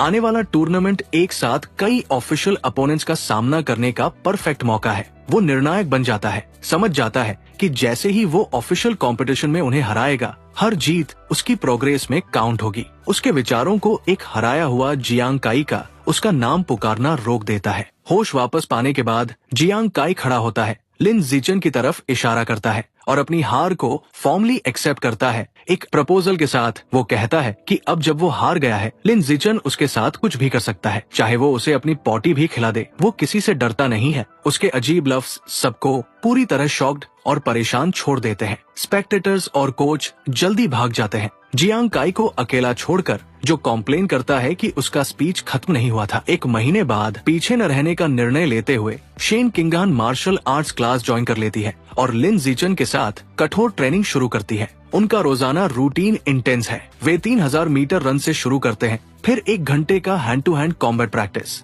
उसके बाद स्ट्रेंथ बनाने के लिए सिटअप्स और पुशअप्स करते हैं। हर सेशन को खत्म होने के बाद लिन ज़िचन शेन किंगान को मसाज देता है और स्ट्रेच करने में मदद करता है ताकि उसकी मसल टेंशन दूर हो। लिन ज़िचन अपनी ट्रेनिंग में कोई कसर नहीं छोड़ता। वो रोज खुद को सीमाओं तक धकेलता है। टूर्नामेंट जीतने और नेचुरल सिलेक्शन एट्रीब्यूट को जल्दी अनलॉक करने के गोल से प्रेरणा पाता है। 1 महीने बाद उनकी मेहनत का इम्तिहान होने वाला है। रीजनल मार्शल आर्ट्स टूर्नामेंट का दिन आ गया है और निर्णायक लिन ज़िचन कॉम्पीट करने को तैयार है। टूर्नामेंट मासिव सिटी जिम्नेजियम में है। सेंट्रल फाइटिंग रिंग के चारों तरफ भीड़ भरी हुई। वेटिंग एरिया में मूड टेंस है। कोच गुओ घबराते हुए रोस्टर रिव्यू करता है, शिकायत करता है कि उनका स्कूल शंघाई हाई को सबसे मजबूत टीम शंघाई नंबर 1 हाई के खिलाफ मैच मिला है। एक और टीम मेंबर चिंता बढ़ाता है, बताता है कि उनके अपोनेंट्स में एक फाइटर है जो 100 मीटर डैश को 9 सेकंड से कम में दौड़ सकता है। उन्हें आउट मैच फील कराता है। टीम के लोग मोरल को महसूस करते हुए लिन ज़िचन शांत तौर पर हाथ उठाता है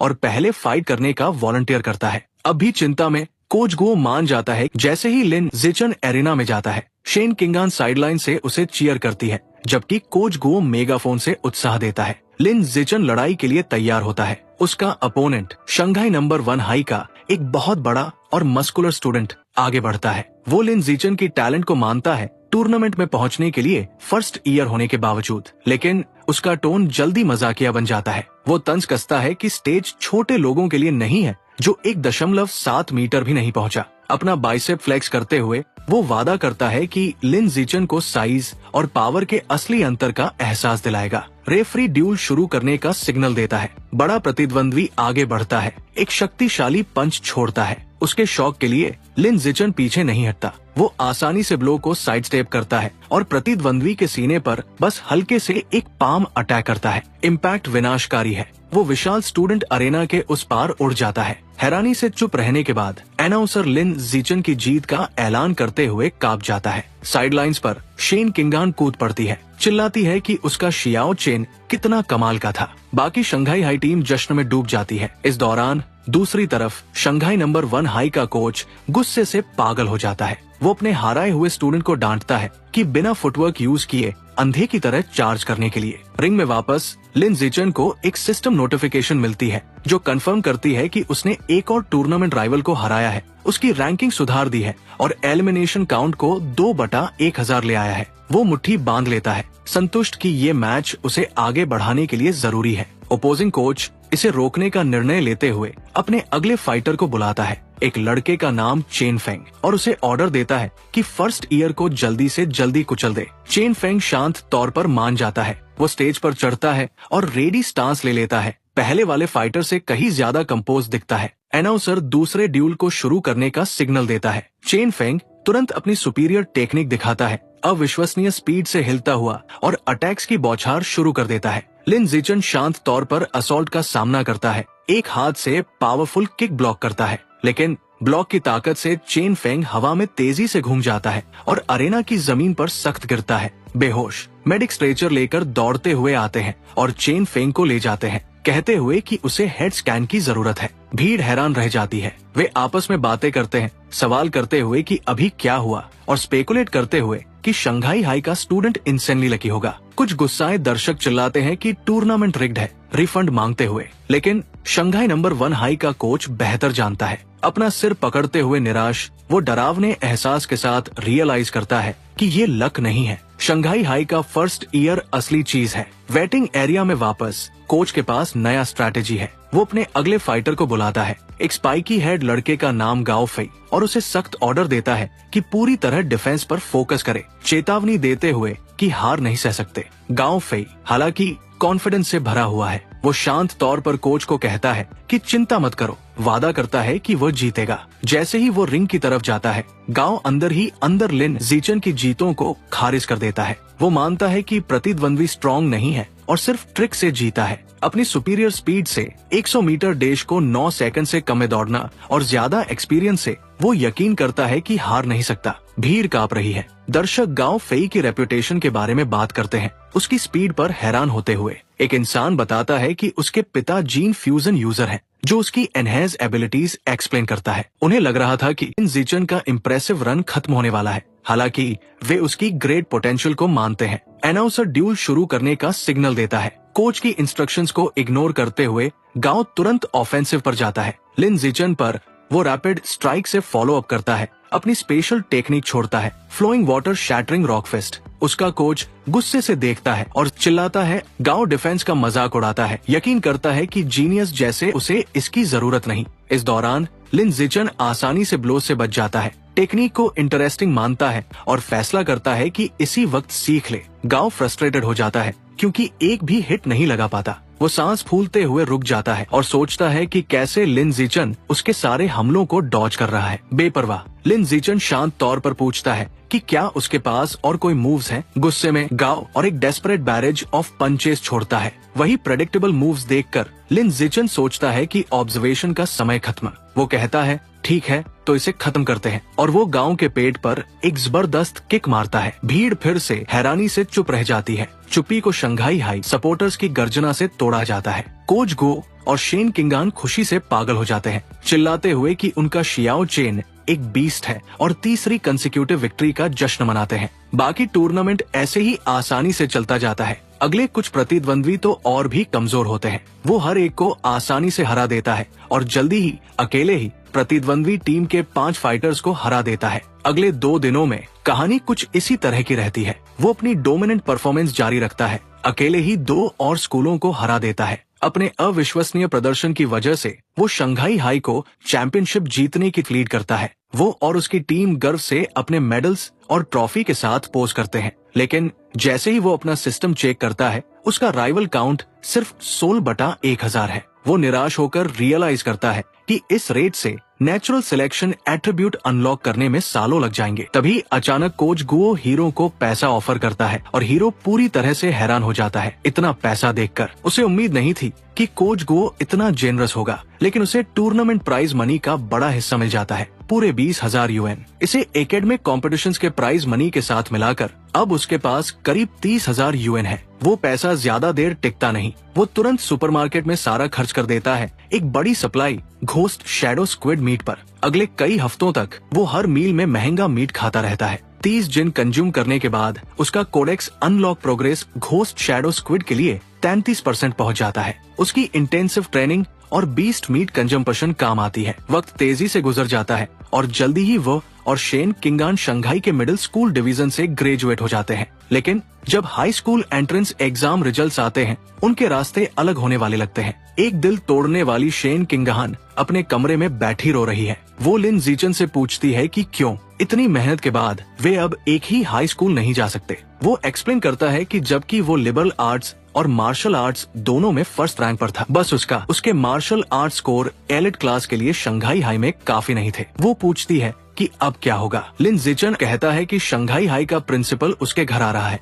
शायद उसे रिक्रूट करने, और पूछता है कि क्या वो साथ आएगी। बेबस महसूस करते हुए वो आंसुओं से कहती है कि इसका उससे कोई लेना देना नहीं, क्योंकि प्रिंसिपल साफ तौर पर सिर्फ उसके लिए आ रहा है। उसका हाथ पकड़ते हुए लिन जीचन उसे खड़ा करता है और कमरे से बाहर ले जाता है। वो कहता है कि चिंता मत करो, उसके पास एक प्लान है। शंघाई हाई का प्रिंसिपल लिन जीचन के घर आता है। वो, उसकी माँ और शेन किंगान उसके भविष्य के बारे में कई घंटों तक बात करते हैं। प्रिंसिपल ये बताते हुए कि वो कितना चाहती है कि वो उसके स्कूल में रहे। मीटिंग खत्म होने पर प्रिंसिपल जाने के लिए खड़ी होती है। आखिरी ऑफर के तौर पर वो लिन जीचन को कहती है कि अगर वो रहने को मान जाए तो वो कोई भी रिक्वेस्ट पूरी करेगी। मौके को पकड़ते हुए लिन जीचन अपनी एक ही शर्त बताता है, शेन किंगान को उसी क्लास में उसके साथ कंटिन्यू करने देना होगा। प्रिंसिपल घबराए हुए शेन किंगान को देखती है और उसका नाम कंफर्म करती है। बिना हिचकिचाहट के वो मान जाती है। मुस्कुराते हुए वो दोनों को कहती है कि नए स्कूल साल के लिए शंघाई हाई में साथ रिपोर्ट करो। खुशी से पागल होकर लिन जीचन और शेन किंगान उसे शुक्रिया कहते हैं। हाई स्कूल का भविष्य सुरक्षित होने पर लिन जीचन अपने आखिरी junior high martial arts tournament में हिस्सा लेता है। जैसे ही उम्मीद थी, उसकी ओवरवेलमिंग पावर आसानी से उसकी टीम को एक और चैंपियनशिप जीतने की तरफ ले जाती है। वो फैसला करता है कि प्राइज मनी को ghost shadow squid codex unlock करने के लिए यूज करे। वो सिर्फ 20% दूर था। जानते हुए कि क्या हो सकता है, वो सुरक्षा के लिए शंघाई के बाहर एक सिक्लूडेड फॉरेस्ट में जाता है। वक्त बर्बाद न करते हुए वो आखिरी स्क्विड मीट से लाइफ एसेंस डिवोर करना शुरू कर देता है। एक पावरफुल ब्लू एनर्जी उसे घेर लेती है। उसकी आंखें फैल जाती है जैसे ही उसे आखिरी सर्ज ऑफ पावर महसूस होती है और कोडेक्स प्रोग्रेस बार 100% पहुंच जाता है। एक नई नोटिफिकेशन ऐलान करती है कि उसने ghost shadow squid codex unlock कर लिया है और एक नया बायोलॉजिकल एट्रीब्यूट प्राप्त किया है, ब्लेसिंग ऑफ लिक्विड अफिनिटी। ये एबिलिटी उसकी पानी के साथ आजाद तौर पर हिलने और यहाँ तक कि गायब होने देती है।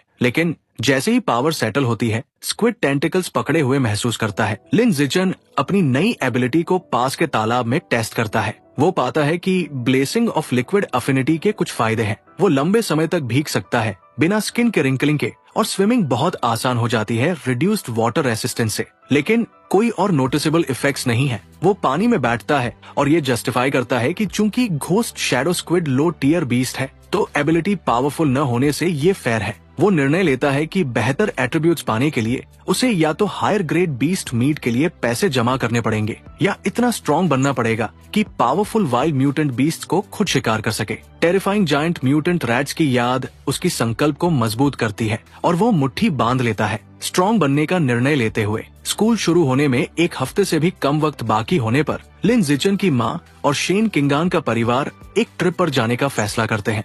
जैसे ही वे ओशन में खड़े होते हैं, शेन किंगान कांप उठती है और शिकायत करती है कि समुद्र का पानी बहुत ठंडा है। लिन जीचन हालांकि बिल्कुल घर जैसे महसूस करता है। वो उसे कहता है कि धीरे से आदत डाले और फिर पानी में डुबकी लगा देता है, पानी के नीचे अविश्वसनीय स्पीड से तैरता हुआ। जैसे ही वो हिलता है, उसका सिस्टम उसे स्विमिंग और डाइविंग के लिए स्टैट पॉइंट्स देता है। किनारे से घबराई हुई शेन किंगान चिल्लाती है, मांग करती है कि वो उसे तैरना सिखाए। लिन जीचन पानी से सर निकालता है। अचानक याद आता है कि उसकी दोस्त को अभी तक तैरना नहीं आता। वो धैर्य से उसे बेसिक सिखाना शुरू करता है। उसे लग रहा था कि पहली बार होने के कारण वो स्ट्रगल करेगी, लेकिन शेन किंगान उसे गलत साबित करती है। वो उत्साह से चिल्लाती है कि तैरना कितना आसान है और उसे तुरंत सीख लिया आसानी से डुबकी लगाती हुई। वो बहुत ही अच्छे तरीके से तैरती है और सर निकालते हुए शौक वाली नजर से देखती है। लिन जिचन शौक में देखता रहता है जैसे ही उसके आसपास का पानी से अजीब नीला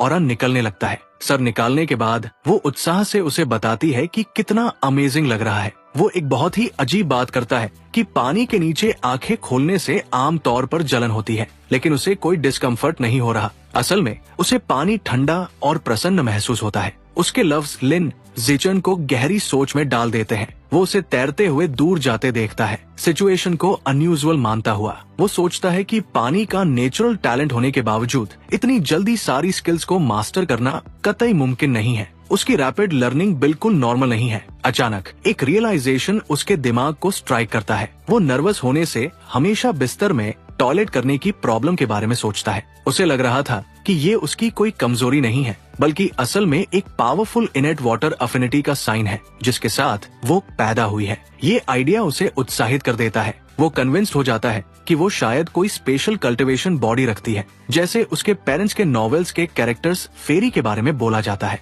अपनी थ्योरी को टेस्ट करने के लिए वो डाइविंग जारी रखते हैं। उसकी परफॉर्मेंस उसे और भी शॉक करती है। जैसे ही वे अंडर वाटर वर्ल्ड एक्सप्लोर करते हैं, वो नोट करता है कि वो 10 मिनट से ज्यादा सांस रोके हुए हैं। एक बिगिनर जैसे शेन किंगहान के लिए ये अविश्वसनीय और इम्पॉसिबल वाली बात है। जैसे ही वे तैरते हैं, शेन किंगहान का चेहरा अचानक बदल जाता है। पानी में उसके आसपास एक अजीब घूमता हुआ आवाज वाइब्रेट करने लगती है। दोनों ऊपर देखते हैं और उसका सोर्स या फिर इसका कारण ढूंढने की कोशिश करते हैं। वे अचानक से पानी से सर निकालते हैं और शेन किंगहान चीख उठती है जैसे ही चमकता नीला पानी उसके आसपास घूमने लगता है। कुछ समय बाद वे बीच पर चलते हैं। लिन जिचन पूछता है कि तब क्या हुआ था। कांपते हुए उसकी दोस्त एक्सप्लेन करती है कि पानी के नीचे उसे अजीब और भयंकर आवाजें अपने कानों के बिल्कुल पास सुनाई दे रही थी। वो उसे तसल्ली देता है और पूछता है कि कैसी आवाजें थी। वो बताती है कि वो भाषा या लैंग्वेज समझ नहीं पाई, लेकिन ये एक फीमेल वॉइस थी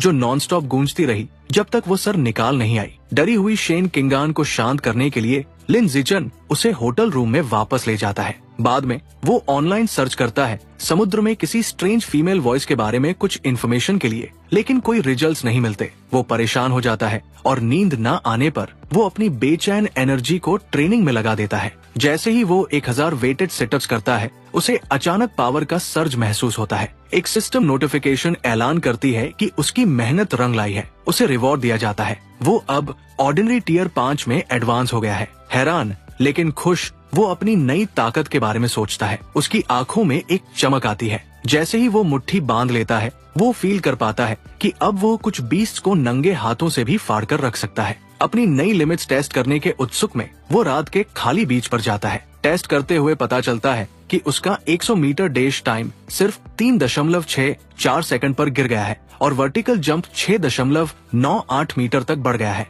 अपनी स्ट्रेंथ टेस्ट करने के लिए वो पास की गाड़ी ढूंढता है और समझ पाता है कि अब वो 1600 किलो का व्हीकल भी बस अपने एक हाथ से उठा सकता है। इस नई प्रोग्रेस के साथ उसकी जिंदगी आगे बढ़ जाती है। वेकेशन खत्म होता है और वह और शेन किंगान शंघाई में हाई स्कूल शुरू करते हैं। पहले दिन वे क्लास ड्यूटी के लिए जल्दी पहुंचते हैं। 2 नई फीमेल क्लासमेट्स तुरंत उसे पहचान लेती है। उत्साह से विस्पर करती है कि वो कितना हैंडसम है और कितनी लकी है कि आज उनकी ड्यूटी उसके साथ पड़ी है। जबकि हीरो हैरान है कि क्लासमेट्स उसे जानते हैं। एक और अनएक्सपेक्टेड चीज होती है। सिर्फ क्लास ड्यूटी करने से एक नया सिस्टम क्वेस्ट ट्रिगर हो जाता है। अचीवमेंट में 1000 कोऑपरेटिव टास्क पूरे करने हैं और उसे एक नया बायोलॉजिकल एट्रीब्यूट मिलेगा, सोशल बीस्ट। वो शेन किंगान के साथ क्लासरूम साफ करता है और सोचता है कि ये नया एट्रीब्यूट उसकी कैसे मदद करेगा और ताकत बढ़ाने में। वो मौके को पकड़ता है और स्कूल के बाद सुपरमार्केट में जाता है। अब जब उसका ghost shadow squid codex unlock हो गया है,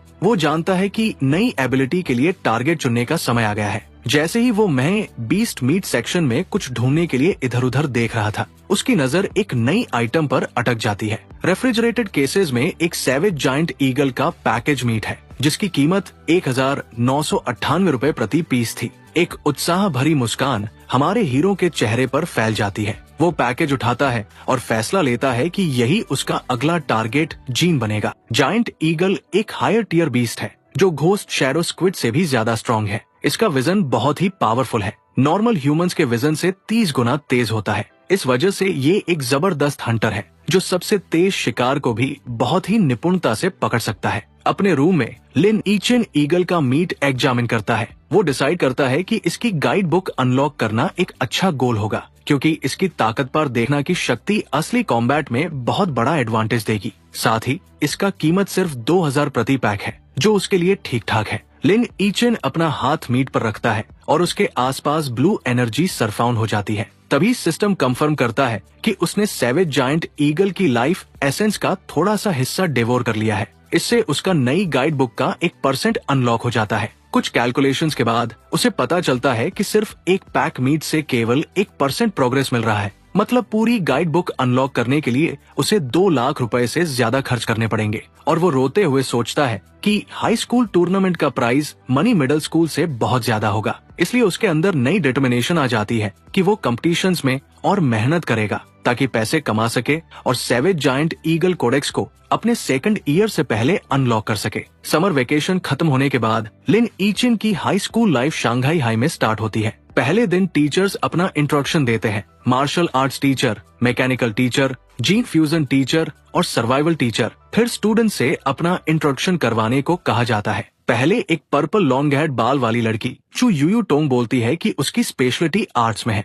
उसके बाद एक energetic pink head girl Jong या अपनी बताती है कि उसे एनिमे, कॉस्प्ले और स्पोर्ट्स बहुत अच्छा लगता है। फिर एक और लड़का अपना इंट्रोडक्शन देता है कि वो घर पर वीडियो गेम्स खेलना पसंद करता है। अब शेनिंग हान की बारी आती है। सारे लोग उसे बहुत गंभीरता से देख रहे थे। इसका कारण वो काफी नर्वस हो जाती है, घबराकर ब्लश करती है, बस अपना नाम बोलती है, शेनिंग हान, और उसे ड्राइंग पसंद है। लास्ट में लिन जिचिन अपना इंट्रोडक्शन देता है और वो अपना कुछ भी एक्सपोज नहीं करता। कुछ समय बाद एक नई फीमेल क्लासमेट ब्राउन हेड चू रुई शेनिंग हान के पास आती है। वो उसे देखकर हैरान हो जाती है। चू रुई शेनिंग हान से उसका एंट्रेंस एग्जाम स्कोर पूछती है। शेनिंग हान थोड़ी नर्वस होते हुए बताती है कि उसने 709 पॉइंट स्कोर किए। चू रुई इम्प्रेस होकर कहती है कि शेनिंग हान का स्कोर उसका अपने से 10 पॉइंट ज्यादा है। उसका स्कोर तो सिर्फ 698 है। फिर चू रुई फिजिकल फिटनेस के बारे में भी पूछती है। वो बता देती है कि उसने 100 में से 95 स्कोर किया है। ये सवाल शेनिंग हान को और ज्यादा अनकंफर्टेबल बना देता है। वो कंफ्यूज होकर बोलती है कि उसका स्कोर इतना अच्छा नहीं था। असल में अंदर से पैनिक में थी, क्योंकि उसका स्कोर सिर्फ 79 था, जो कि इतना कम है कि वो इस क्लास में एडमिशन नहीं ला सकती। इसीलिए वो बोलने में हिचक रही थी। चू रुई या स्थिति से अनजान उसका नंबर गेस करती रहती है, 94 या 93 के आसपास। शेनिंग हान सिर्फ शर्म से नीचे देखती है और चुपके से बताती है कि उसका स्कोर और भी कम था। फिर चू रुई लो 80s में गेस करती रहती है, जिसकी वजह से शेनिंग और ज्यादा परेशान हो जाती है। वो बस इस स्थिति से निकलना चाहती थी। अचानक एक हाथ डेस्क पर जोर से गिरता है। चू रुई थोड़ी शॉक हो जाती है। असल में लिन जिचिन का हाथ होता है। वो स्मूथली लीन करता है और फ्लस्टर्ड चू रुई से कहता है कि क्या वो उसे वीचैट पर ऐड कर सकती है। चू रुई सरप्राइज होकर और एक्साइटेड होकर हाँ कर देती है, क्योंकि एक हैंडसम लड़का उसे अटेंशन दे रहा था। शेनिंग हान अपनी सीट से राहत की सांस लेती है। वो एक स्माइल के साथ लिन जिचिन को देखती है और आंखों से ही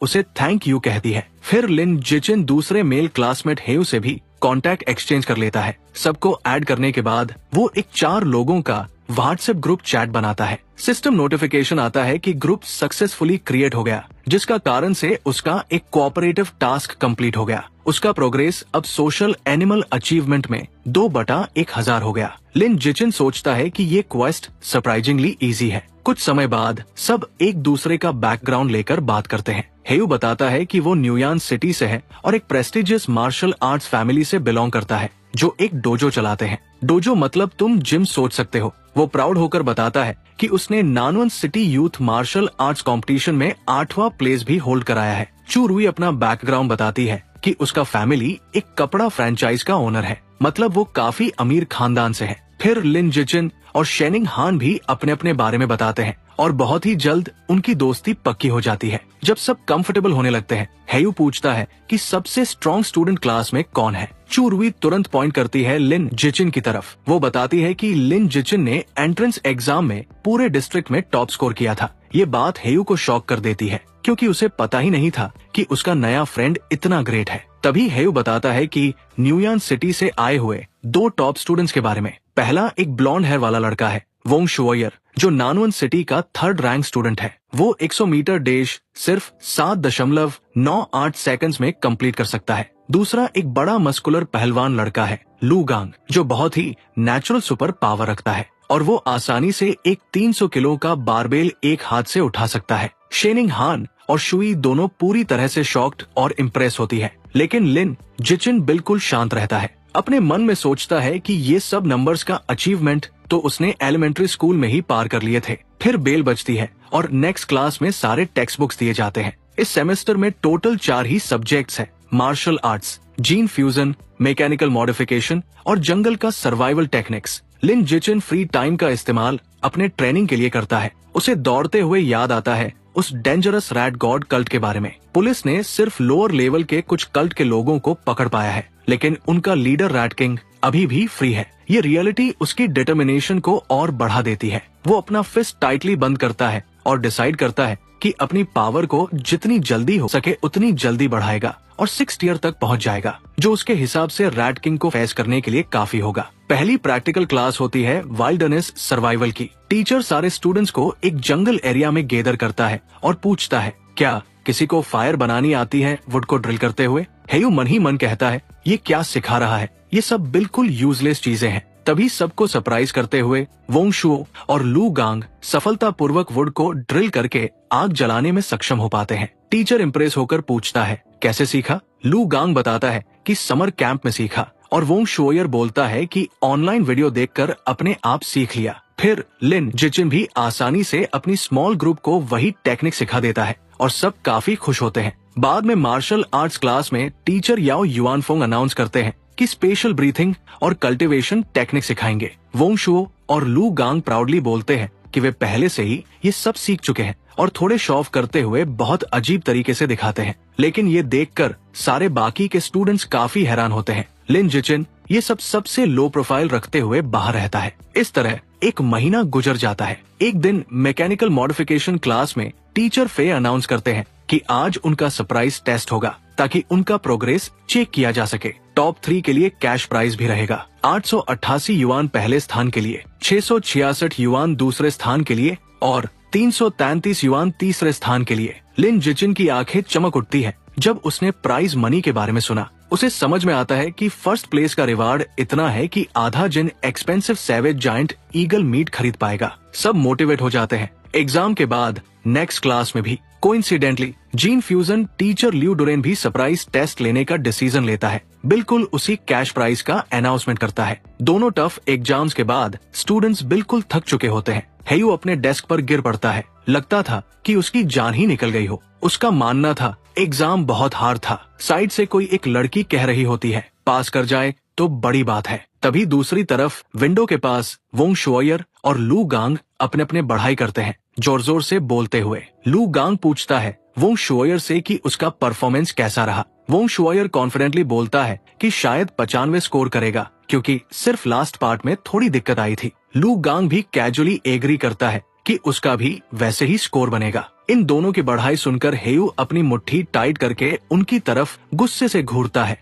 और सोचता है, कितना अच्छा होता अगर इनका चेहरा पर एक एक मारा जा सकता। मैकेनिकल टीचर कुछ समय बाद टेस्ट के रिजल्ट्स की घोषणा करता है। वो स्कोर पढ़ता है और बताता है कि ग्वान लिंग को 52 अंक मिले हैं और वो फेल हो गया। वहीं शेन किंगहान 61 अंकों के साथ बहुत नजदीकी से पास हो जाती है। शेन किंगहान उत्साह से लिन जिचन की ओर देखती है और बताती है कि वह पास हो गई। लिन जिचन उसे रिजल्ट के लिए बधाई देता है। टीचर आगे पढ़ता है, हियू ने शानदार 88 अंक हासिल किए हैं। उसके सारे दोस्त उसकी तारीफ करते हैं। हियू खुशी से कहता है कि वो बस लकी था। वो बताता है कि तीसरे स्थान के 333 युआन के इनाम से आज वो सबको ट्रीट देगा। इसके बाद टीचर पुष्टि करता है कि लू गैंग और वांग शोजियर दोनों ने एकदम समान 95 अंक हासिल किए, जैसा कि उन्होंने पहले अनुमान लगाया था। वो उनकी तारीफ करता है कि वे सिर्फ एक सवाल का जवाब न दे पाने की वजह से परफेक्ट स्कोर से चूक गए। वांग आत्मविश्वास से कहता है कि अगर उसे 10 मिनट और मिलते तो वो आखिरी सवाल भी हल कर लेता। लू गैंग उसकी बात से सहमति जताता है। उनकी बड़ाई सुनते हुए हियू निराश हो जाता है, लेकिन खुद को तसल्ली देता है कि कम से कम तीसरा स्थान तो उसका है। लेकिन तभी टीचर एक चौंकाने वाला रिजल्ट बताता है। वो कहता है ये टेस्ट बहुत मुश्किल होने के बावजूद एक स्टूडेंट ने परफेक्ट स्कोर हासिल किया है। उसका नाम है लिन जिचन, जिसने 100 में से 100 अंक हासिल कर पहला स्थान हासिल किया। वांग शुओ और लू गैंग ये सुनकर हैरान रह जाते हैं। बाकी क्लास तालियों और हर्षोल्लास से गूंज उठती है। दूसरी ओर हियू को अब तीसरा स्थान भी नहीं मिलता। वो बहुत हैरान होता है, लेकिन मन ही मन मानता है कि लिन जिचन उसका दोस्त है और वो पूरी तरह से एक अलग स्तर पर है। शेन किंगहान और चू रुई उसकी जीत को शंघाई का गौरव कहते हुए जश्न मनाते हैं, लेकिन लिन जिचन तारीफों को नजरअंदाज करते हुए इनाम पर ध्यान देता है। वो हाथ उठाकर टीचर काई से पूछता है कि कैश प्राइज कब डिस्ट्रीब्यूट किया जाएगा। टीचर वादा करता है कि बाद में भेज देगा, लेकिन अंदर ही अंदर उसे लिन जिचन का पैसों पर इतना ध्यान देना अजीब लगता है।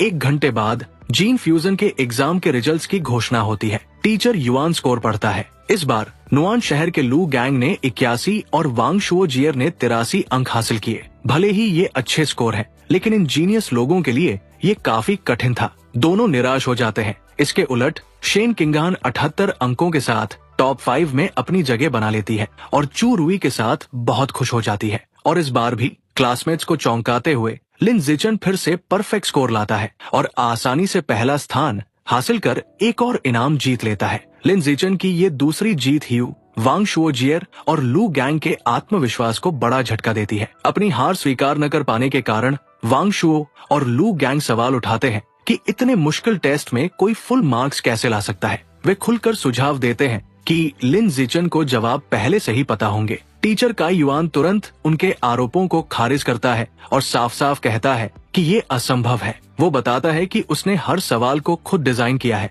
और उनके जवाब ऑनलाइन कहीं उपलब्ध नहीं है, इसलिए चीटिंग संभव नहीं है। दोनों अवाक रह जाते हैं। इधर बाकी क्लासमेट्स अब उनका मजाक उड़ाने लगते हैं। हियू और चू रुई हंसते हुए वांग शुओ और लू गैंग का मजाक उड़ाते हैं कि वे बुरे हारे हुए हैं। हियू उन्हें ताने मारता है कि वे मिलकर जीनियस का नाम और नुआन शहर की इज्जत डुबो रहे हैं। चू रुई जोड़ता है कि असंस्कृत भद्दे दिखने वाले लोग हमेशा खुद को कोई 30 मार खा समझते हैं। फिर समय बीतता है और लंच के बाद वाइल्डरनेस सर्वाइवल का प्रैक्टिकल एग्जाम शुरू होता है। टीचर चुंगबे बताता है कि इनाम वही होंगे, टॉप 3 के लिए कैश प्राइज। एग्जाम के 3 हिस्से होंगे, चढ़ाई, तैराकी और लकड़ी से घर्षण द्वारा आग जलाना। अकादमिक टेस्ट में हारने के बाद वांग शुओ जियर लू गैंग से कहता है कि उन्हें प्रैक्टिकल एग्जाम में वापसी करनी होगी। लू गैंग सहमति जताता है और दोनों लिन जिचन को घूरते हैं। इस बार वे कसम खाते हैं कि किसी भी हाल में जिचन को हराएंगे, तभी उनका मन शांत होगा। पहला एग्जाम चढ़ाई से शुरू होता है और जैसी उम्मीद थी, लिन जिचन की बेहतरीन शारीरिक क्षमताएं उसे आसानी से हावी होने में मदद करती है। वो रॉक वॉल को अविश्वसनीय गति से चढ़ जाता है, जबकि नुआन शहर के दोनों जीनियस उसे छू भी नहीं पाते। पेड़ पर चढ़ने का इवेंट भी इसी तरह खत्म होता है। लिन जिचन फिर से पहले स्थान पर आता है। दिखाई देता है कि लिन का दोस्त रॉक क्लाइंबिंग में काफी संघर्ष करता है और आखिरी स्थान पर रहता है। फिर दूसरा हिस्सा आग जलाने का था। हमारे हीरो और दोनों नुआन शहर के जीनियस एक साथ शुरू करते हैं, लेकिन लिन जिचन बहुत ज्यादा फोकस था। पैसे को लेकर वो किसी भी टेस्ट में ढील नहीं दे सकता था। वो टास्क को बहुत तेजी से शुरू करता है और मात्र 58 सेकंड में आग जलाने में कामयाब हो जाता है। वांग शुओ और लू गैंग हैरानी से देखते हैं और सोचते हैं कि वो हर चीज में इतना तेज कैसे हो सकता है। फिर वाइल्डरनेस सर्वाइवल एग्जाम का आखिरी हिस्सा शुरू होता है, तैराकी। इस बार शेन किंगहान का जलवा दिखाने की बारी थी। वो अपनी नेचुरल प्रतिभा का इस्तेमाल करते हुए अविश्वसनीय गति से तैरती है। फिर भी वो लिन जिचन से पीछे रहती है, लेकिन दूसरी ओर वो नुआन शहर के दोनों जीनियस के अहंकार को आसानी से कुचल देती है। उनके टूटे हुए आत्मविश्वास को एक और बड़ा झटका लगता है। एग्जाम के बाद हारा हुआ वांग शुओ और लू गैंग लंबे समय तक सदमे से उबर नहीं पाते। समय बीतता है और दोपहर में मार्शल आर्ट्स का फाइनल एग्जाम शुरू होता है। टीचर याओ युआनफन घोषणा करता है कि अब उनकी प्रोग्रेस को स्पैरिंग प्रतियोगिता से टेस्ट करने का समय है। टॉप 3 को वही कैश प्राइज मिलेंगे। पूरा क्लास प्रेरित हो जाता है। वांग शुओ जियर और लू गैंग के लिए एक उम्मीद की किरण फिर से दिखाई देती है। वे अपने अंदर दोबारा आत्मविश्वास लाते हैं। वे सोचते हैं कि ये मार्शल आर्ट्स क्लास है, जहाँ शारीरिक फिटनेस और कॉम्बैट तकनीक वाकई मायने रखती है। उन्हें लगता है कि अगर लिन जिचन मार्शल आर्ट्स में कमजोर है, तो उसके बाकी स्कोर बेकार है। स्पैरिंग से पहले टीचर सबको वार्म अप के लिए फिजिकल टेस्ट करने को कहता है, जिसमें 100 मीटर स्प्रिंट, एक हाथ से बारबेल लिफ्ट और वर्टिकल जंप को मापा जाएगा। लिन ज़िचेन अपनी ताकत को थोड़ा दबाते हुए भी शानदार प्रदर्शन करता है। वह 100 मीटर की दौड़ 7.78 सेकंड में पूरी करता है। एक हाथ से 330 किलो का बारबेल उठाता है और उसका वर्टिकल जंप 2.18 मीटर होता है, जो काफी प्रभावशाली था। इस तरह वो तीनों इवेंट्स में आसानी से पहला स्थान हासिल कर लेता है। वहीं दूसरी ओर वांग शो समझ नहीं पाता कि लिन ज़िचेन इतना तेज कैसे हो सकता है, जबकि लू गैंग हैरान है कि जो मस्कुलर नहीं दिखता वो इतना ताकतवर कैसे हो सकता है। दोनों एक दूसरे को तसल्ली देते हैं कि फिजिकल टेस्ट में फेल होने का मतलब ये नहीं कि वे स्पैरिंग में हारेंगे, क्योंकि असली कॉम्बैट में तकनीक मायने रखती है। वे खुद को समझाते हैं कि उनकी बेहतर तकनीक उन्हें श्रेष्ठ बनाती है। सभी टेस्ट के बाद सब ड्यूलिंग एरिया में स्पैरिंग मैचों के लिए पहुंचते हैं। अपने survival of the fittest achievement को पूरा करने की कोशिश में लिन ज़िचेन सबसे पहले रिंग में चढ़ जाता है, लेकिन उसके पिछले जबरदस्त रिजल्ट्स को देखते हुए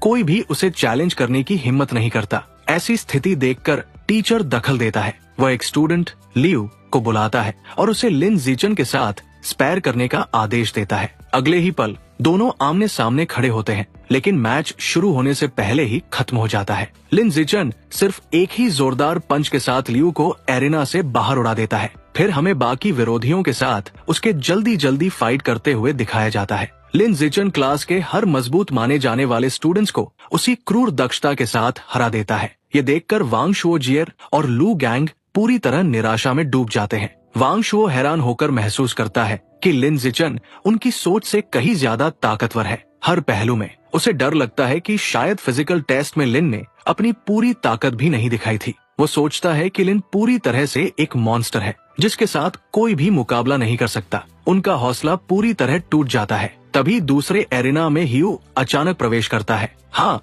वहाँ 2 एरिना थे। ह्यू लू गैंग का नाम चिल्लाते हुए उसे इशारा करता है और फाइट के लिए चैलेंज करता है। लू गैंग, जो मस्कुलर है, अपनी निराशा निकालने के बारे में सोचते हुए चैलेंज को तुरंत स्वीकार कर लेता है। वो सोचता है कि भले ही वो लिन ज़िचेन के खिलाफ कॉन्फिडेंट न हो, लेकिन ह्यू को तो वो जरूर कुचल सकता है। ह्यू चीखते हुए आगे दौड़ता है और तेजी से लू गैंग पर पंचों की बरसात कर देता है, जबकि लू गैंग उसके हर हमले को ढाल की तरह रोक रहा था। तभी जब ह्यू एक किक मारने जाता है, लू गैंग आसानी से उसकी किक को अपने हाथों से पकड़ लेता है और अपनी बेहतर ताकत के साथ उसे घुमाते हुए रिंग के बाहर फेंक देता है। ह्यू जोर से फर्श पर जाकर टकराता है। इस दबाव और घुमाने की वजह से ह्यू उल्टी कर देता है। जीत के साथ खड़ा लू गैंग अपने हारे हुए क्लासमेट को देखता है। तंज मारते हुए कहते हैं कि भले ही ह्यू की तकनीक शानदार हो, लेकिन पूर्ण ताकत के सामने ये सब बेकार है। अपनी जीत के बाद लू गैंग मुड़ता है और लिन ज़िचेन को अपनी ओर आते देखता है। फिर लिन ज़िचेन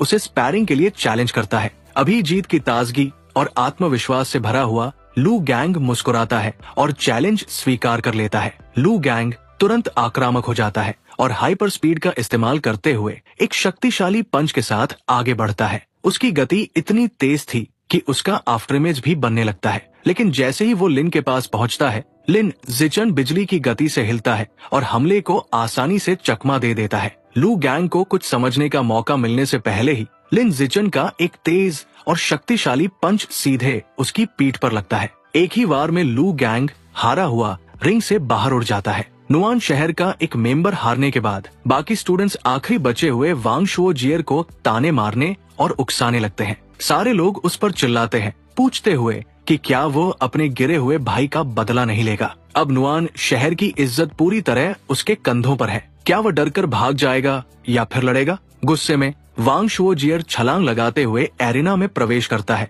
ताकि हमारे हीरो लिन ज़िचेन का सामना कर सके। लेकिन जैसे ही वो अपने जबरदस्त और शक्तिशाली प्रतिद्वंदी को सामने देखता है, उसे महसूस होता है कि लिन ज़िचेन एक विशाल मॉन्स्टर की तरह है और वो खुद बस एक छोटा सा चींटा। फिर भी वो अपने आप से कहता है, जो होगा देखा जाएगा, लेकिन मैं अपना बेस्ट जरूर दूंगा। वोंग शोयर गुस्से में चिल्लाया कि अब वो पूरा जोर लगा देगा और तेजी से लिन ज़िचेन पर हमला करने दौड़ा, लेकिन उसका ये प्रयास बेकार साबित हुआ। लिन ज़िचेन ने उसके मुक्के को आराम से एक हाथ से रोक लिया और सिर्फ एक जबरदस्त प्रहार से वोंग शोयर को हवा में उल्टा उड़ा दिया। वो जोर से जमीन पर गिरा, मुंह से झाग निकालते हुए बेहोश हो गया। लिन जिचिन ने बारी बारी से पूरी क्लास के बाकी लड़कों को भी आसानी से हरा दिया। सारे लड़कों के खत्म होने के बाद उसने अपना सिस्टम चेक किया। वहाँ लिखा था कि survival of the fittest achievement में किसी को बार बार हराने से गिनती सिर्फ एक बार ही होती है। इसका मतलब था कि अब उसकी क्लास में केवल लड़कियां ही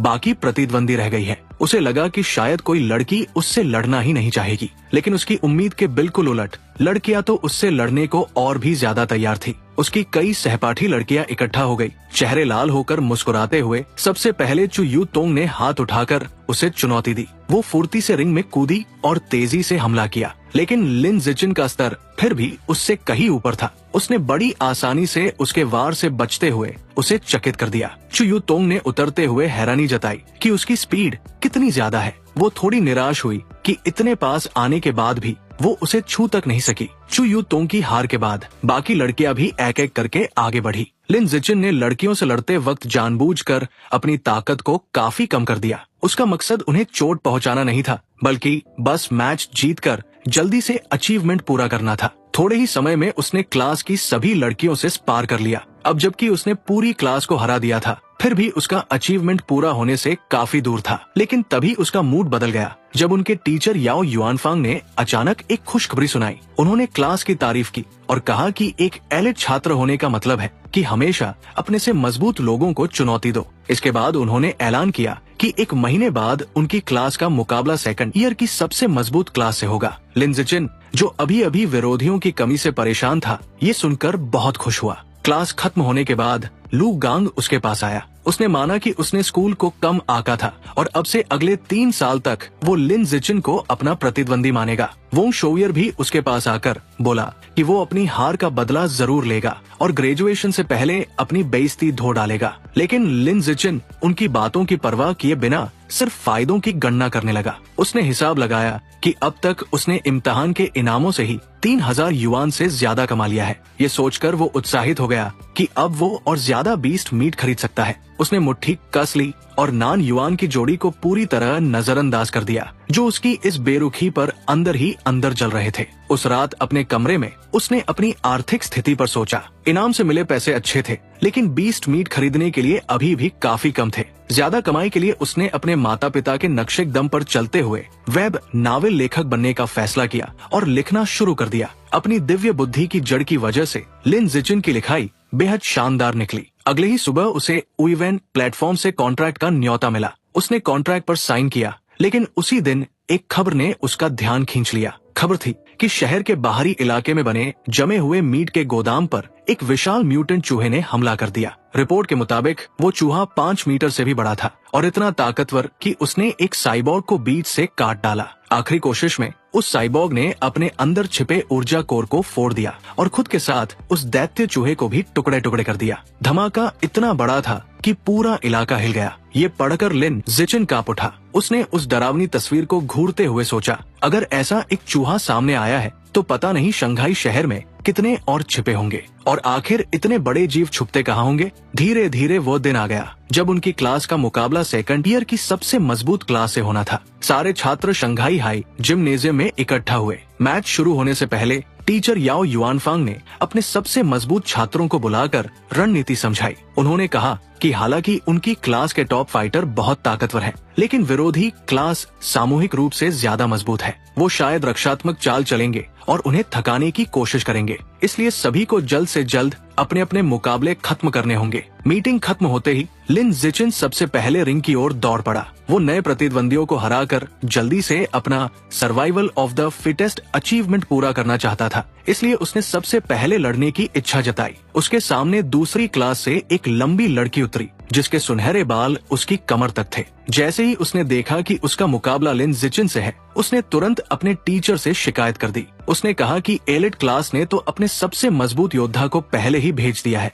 जबकि वो खुद अपनी क्लास की सबसे कमजोर है। ये सुनकर याओ युआनफांग गुस्से से फट पड़े। वो सीधे विरोधी टीचर के पास गए, जिसे वो भाई फुन कहकर बुलाते थे, और आरोप लगाया कि उसने क्लास पारिंग के अनकहे नियम तोड़े हैं। नियम के अनुसार पहले कमजोर छात्रों को लड़ना चाहिए, लेकिन उसने तो अपने सबसे मजबूत को भेज दिया। विवाद बढ़ता देख याओ युआनफांग ने लिन जिचिन को तुरंत रिंग से उतरने को कहा और बोला कि कि उसका नंबर बाद में आएगा, पहले कमजोर छात्र लड़ेंगे। लिन जिचिन नीचे उतर आया। इसके बाद टीचर ने जोंग यी जिया की ओर इशारा किया कि वो पहले जाए, लेकिन वो अचानक घबराकर बोली कि वो तैयार नहीं है। तभी मौका पाकर शेनिंग हान आगे बढ़ी। उसने कहा कि क्योंकि वो सबसे कमजोर है इसलिए पहले मुकाबले में वही जाएगी। शेनिंग हान घबराते हुए रिंग में चढ़ी और उस लंबी सुनहरे बालों वाली लड़की के सामने खड़ी हो गई। उसके चेहरे पर साफ डर झलक रहा था। खड़े उसके सहपाठी जिनमें चू रुई और ही यू भी जोर जोर से उसे हौसला देने लगे, आगे बढ़ो। लेकिन अचानक मिला ये दबाव शेनिंग हान को और भी नर्वस कर गया। मैच शुरू हुआ तो सुनहरी बालों वाली लड़की ने तुरंत एक तेज मुक्का मारा, जिसे शेनिंग हान ने किसी तरह रोक लिया। हालांकि वो काफी कमजोर थी, लेकिन उसने हार न मानने का निश्चय कर लिया। वो जानती थी कि जीतना नामुमकिन है, लेकिन उसने तय कर लिया कि जितना हो सके उतना समय टिकेगी। शेनिंग हान ने पूरी तरह रक्षात्मक रणनीति अपनाई थी ताकि सामने वाली की ताकत धीरे धीरे खत्म हो जाए। उसका ये प्लान हैरानी भरा असर दिखाने लगा। 3 मिनट बाद सुनहरे बालों वाली लड़की हाफने लगी। उसे समझ आ गया कि अगर लड़ाई ऐसे ही चलती रही तो उसकी स्टैमिना पूरी तरह खत्म हो जाएगी। इसलिए उसने तुरंत मैच खत्म करने का सोचा और पूरी ताकत से एक आखिरी मुक्का मारा। वार सीधा लगा और शेनिंग हान जमीन पर गिर पड़ी, हार गई। जब वो मुश्किल से उठी तो उसके चेहरे पर शर्मिंदगी साफ झलक रही थी, लेकिन टीचर याओ युआनफांग ने उसकी तारीफ की। उन्होंने अंगूठा उठाकर कहा कि उसने शानदार प्रदर्शन किया और उसकी रक्षात्मक रणनीति बहुत समझदारी भरी थी। लिन जिचिन भी उसके पास आया और उसके सिर पर हल्के से हाथ रखकर बोला कि उसने बहुत अच्छा किया है।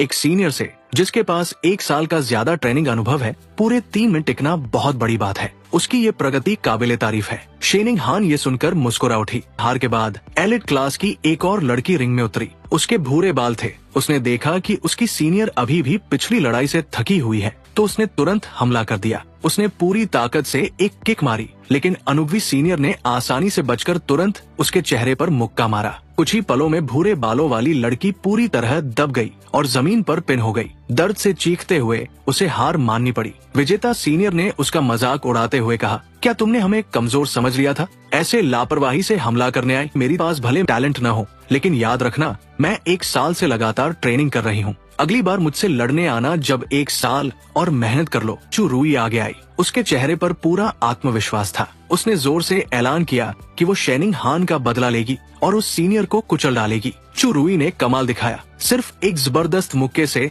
उसने सीनियर को हरा दिया। किनारे पर खड़ी शेनिंग हान खुशी से चिल्लाई, वाह चू रुई, तुम तो गजब हो। लिन जिचिन ने शेनिंग हान की ओर देखकर कहा, कमाल तो तुमने भी किया है। चू रुई की जीत इतनी आसान सिर्फ इसलिए हुई क्योंकि तुम पहले ही उसकी स्टैमिना खत्म कर चुकी थी। ये सुनकर शेनिंग हान और भी ज्यादा खुश हो गई। 2 घंटे बाद तक स्पारिंग चलता रहा और एलिट क्लास ने स्कोर बराबर कर लिया। तभी टीचर याओ युआनफांग सेकंड ईयर के टीचर भाईफुन के पास जाकर व्यंग्य से बोले कि अब उनकी क्लास में सिर्फ 4 फाइटर बचे हैं और वो यकीन के साथ कह सकते हैं कि इस बार शर्त वही जीतेंगे। लेकिन फिर उन्होंने अपनी क्लास की ओर मुड़कर चेतावनी दी कि जीत के नशे में ढील न दे। असली ताकत तो उनकी क्लास के 4 टॉप फाइटर में है। असली मुकाबला तो अब शुरू हो रहा है। टीचर के आदेश पर अगला नंबर ही यू का था। उसने अपने हाथों की उंगलियां चटकाई और दृढ़ नजर से रिंग में कदम रखा। जमीन पर जोर से पाव मारते हुए उसने नाटकीय अंदाज में लड़ाई की पोज बनाई और अपने सीनियर से पूछा, क्या तुम तैयार हो? उसका सीनियर भूरे बालों वाला लड़का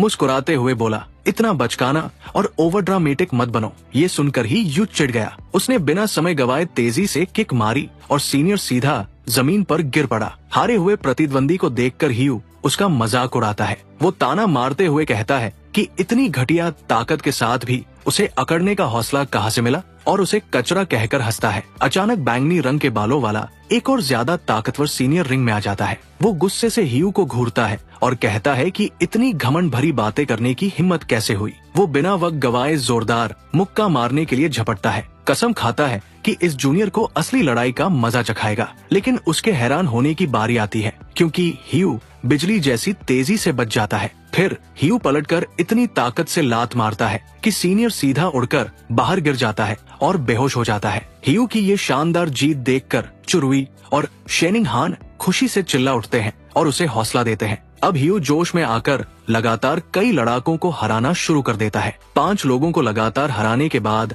वो थक कर हाफने लगता है, मगर फिर भी अकड़ दिखाते हुए चिल्लाता है, और भेजो। हालांकि साफ नजर आ रहा है कि अब उसकी जान निकल रही है। आखिरकार छठे प्रतिद्वंदी के हाथों वो हार जाता है। हियू के बाहर होते ही एलिट क्लास की हालत खराब हो जाती है। अब उनके पास सिर्फ 3 खिलाड़ी बचे हैं। दूसरी साल की क्लास के पास अभी भी 13 लोग बाकी हैं। हियू के बाद वोंग शोयर की बारी आती है। वो पूरी ताकत झोंक देता है और गजब का सिलसिला शुरू करता है। गुस्से से भरे मुक्कों और लातों की बौछार से अकेले ही 10 विरोधियों को गिरा देता है, मगर लंबी लड़ाई का असर होता है। 11वें मैच में उसकी सांसें जवाब दे जाती है और वो हार जाता है। अब लियू गांग मैदान में उतरता है। वो 10 मिनट से भी कम समय में सामने वाली टीम के 2 सबसे ताकतवर लड़ाकों को हरा देता है। अब विरोधियों के पास सिर्फ एक खिलाड़ी बचता है। तभी टीचर याओ यानफुंग ताने मारते हुए कहता है कि अब तो ब्रदर फुन, दूसरे साल का टीचर, हार मान ही ले। लेकिन ब्रदर फुन मुस्कुराता है और कहता है, अभी तो मेरा आखिरी खिलाड़ी बाकी है। वो अपने अंतिम छात्र वोंग जिन्ही को बुलाता है। रिंग में एक नया चेहरा आता है, एक बेहद मोटा और विशालकाय छात्र। उसका शरीर इतना बड़ा है कि वो लियू गांग पर छा जाता है। लियू गांग उसे देखता है और हंसते हुए कहता है, अरे ये तो बस थोड़ा ज्यादा मोटा है, इतना क्या खौफनाक दिख रहा है। वो बिना डरे सीधे उस पर हमला कर देता है। जोरदार मुक्का उसके पेट पर मारता है, मगर चौंक जाता है, मानो उसने रबर पर मुक्का मारा हो। वो फिर कई मुक्कों की बरसात करता है, लेकिन सब वार बेअसर हो जाते हैं। जिन्ही का मोटा शरीर सब कुछ सोख लेता है। कुछ ही देर में लियू गांग थककर हाफने लगता है और समझ जाता है कि उसके हमले बेकार है। जिन्ही अब भी अपनी जगह खड़ा है, बिना हिले। वो नीचे झुककर शांति से पूछता है, हो गया, अब मेरी बारी है। इससे पहले कि लियू गांग संभल पाए, वोंग जिन्ही उसकी गर्दन पकड़ लेता है और एक झटके में उसे रिंग से बाहर फेंक देता है। एलिट क्लास अब अपने आखिरी खिलाड़ी पर रह जाती है। इतनी ताकत देखकर टीचर याओ यानफुंग दंग रह जाता है और कहता है, मुझे तो याद ही नहीं कि दूसरे साल में इतना ताकतवर छात्र है। ब्रदर फुन हंसते हुए बताता है,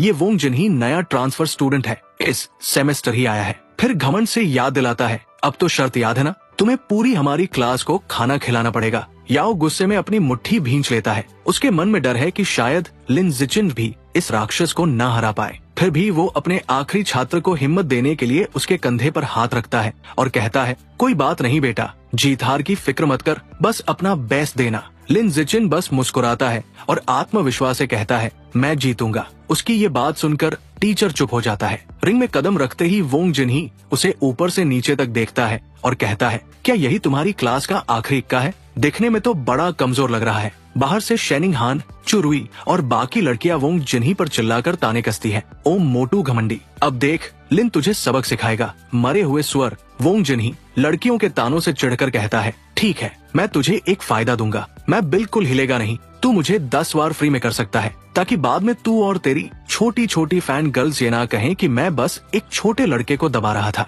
लिन जिचिन खुशी से उसका ऑफर मान लेता है। वोंग जिन्ही कहता है, पूरा दम लगा कर आओ। जरा भी देर किए बिना लिन जिचिन अपनी पूरी ताकत झोंककर सीधा एक ही मुक्का उसके भारी भरकम पेट पर मारता है। उस एक वार की ताकत इतनी जबरदस्त होती है कि वोंग जिन्ही आसमान में घूमता हुआ सीधा जमीन पर जा गिरता है और बेहोश हो जाता है। पूरा मैदान एक पल के लिए सन्नाटे में जम जाता है। फिर अचानक एलिट क्लास खुशी से चीख चीख कर झूम उठती है। कुछ देर बाद वोंग जिन्ही धीरे धीरे होश में आता है। उसका सिर घूम रहा होता है। वो धीरे से कहता है, मैं हार गया। ये कैसे हो सकता है? ये तो पूरी तरह असंभव चीज है। क्या वो पिड्डसी चींटी ने सच में एक हाथी को पटक दिया? अगला भाग जल्दी ही आएगा। तब तक चैनल को सब्सक्राइब करो, वीडियो को लाइक करो और हाइप बनाए रखो। बाय।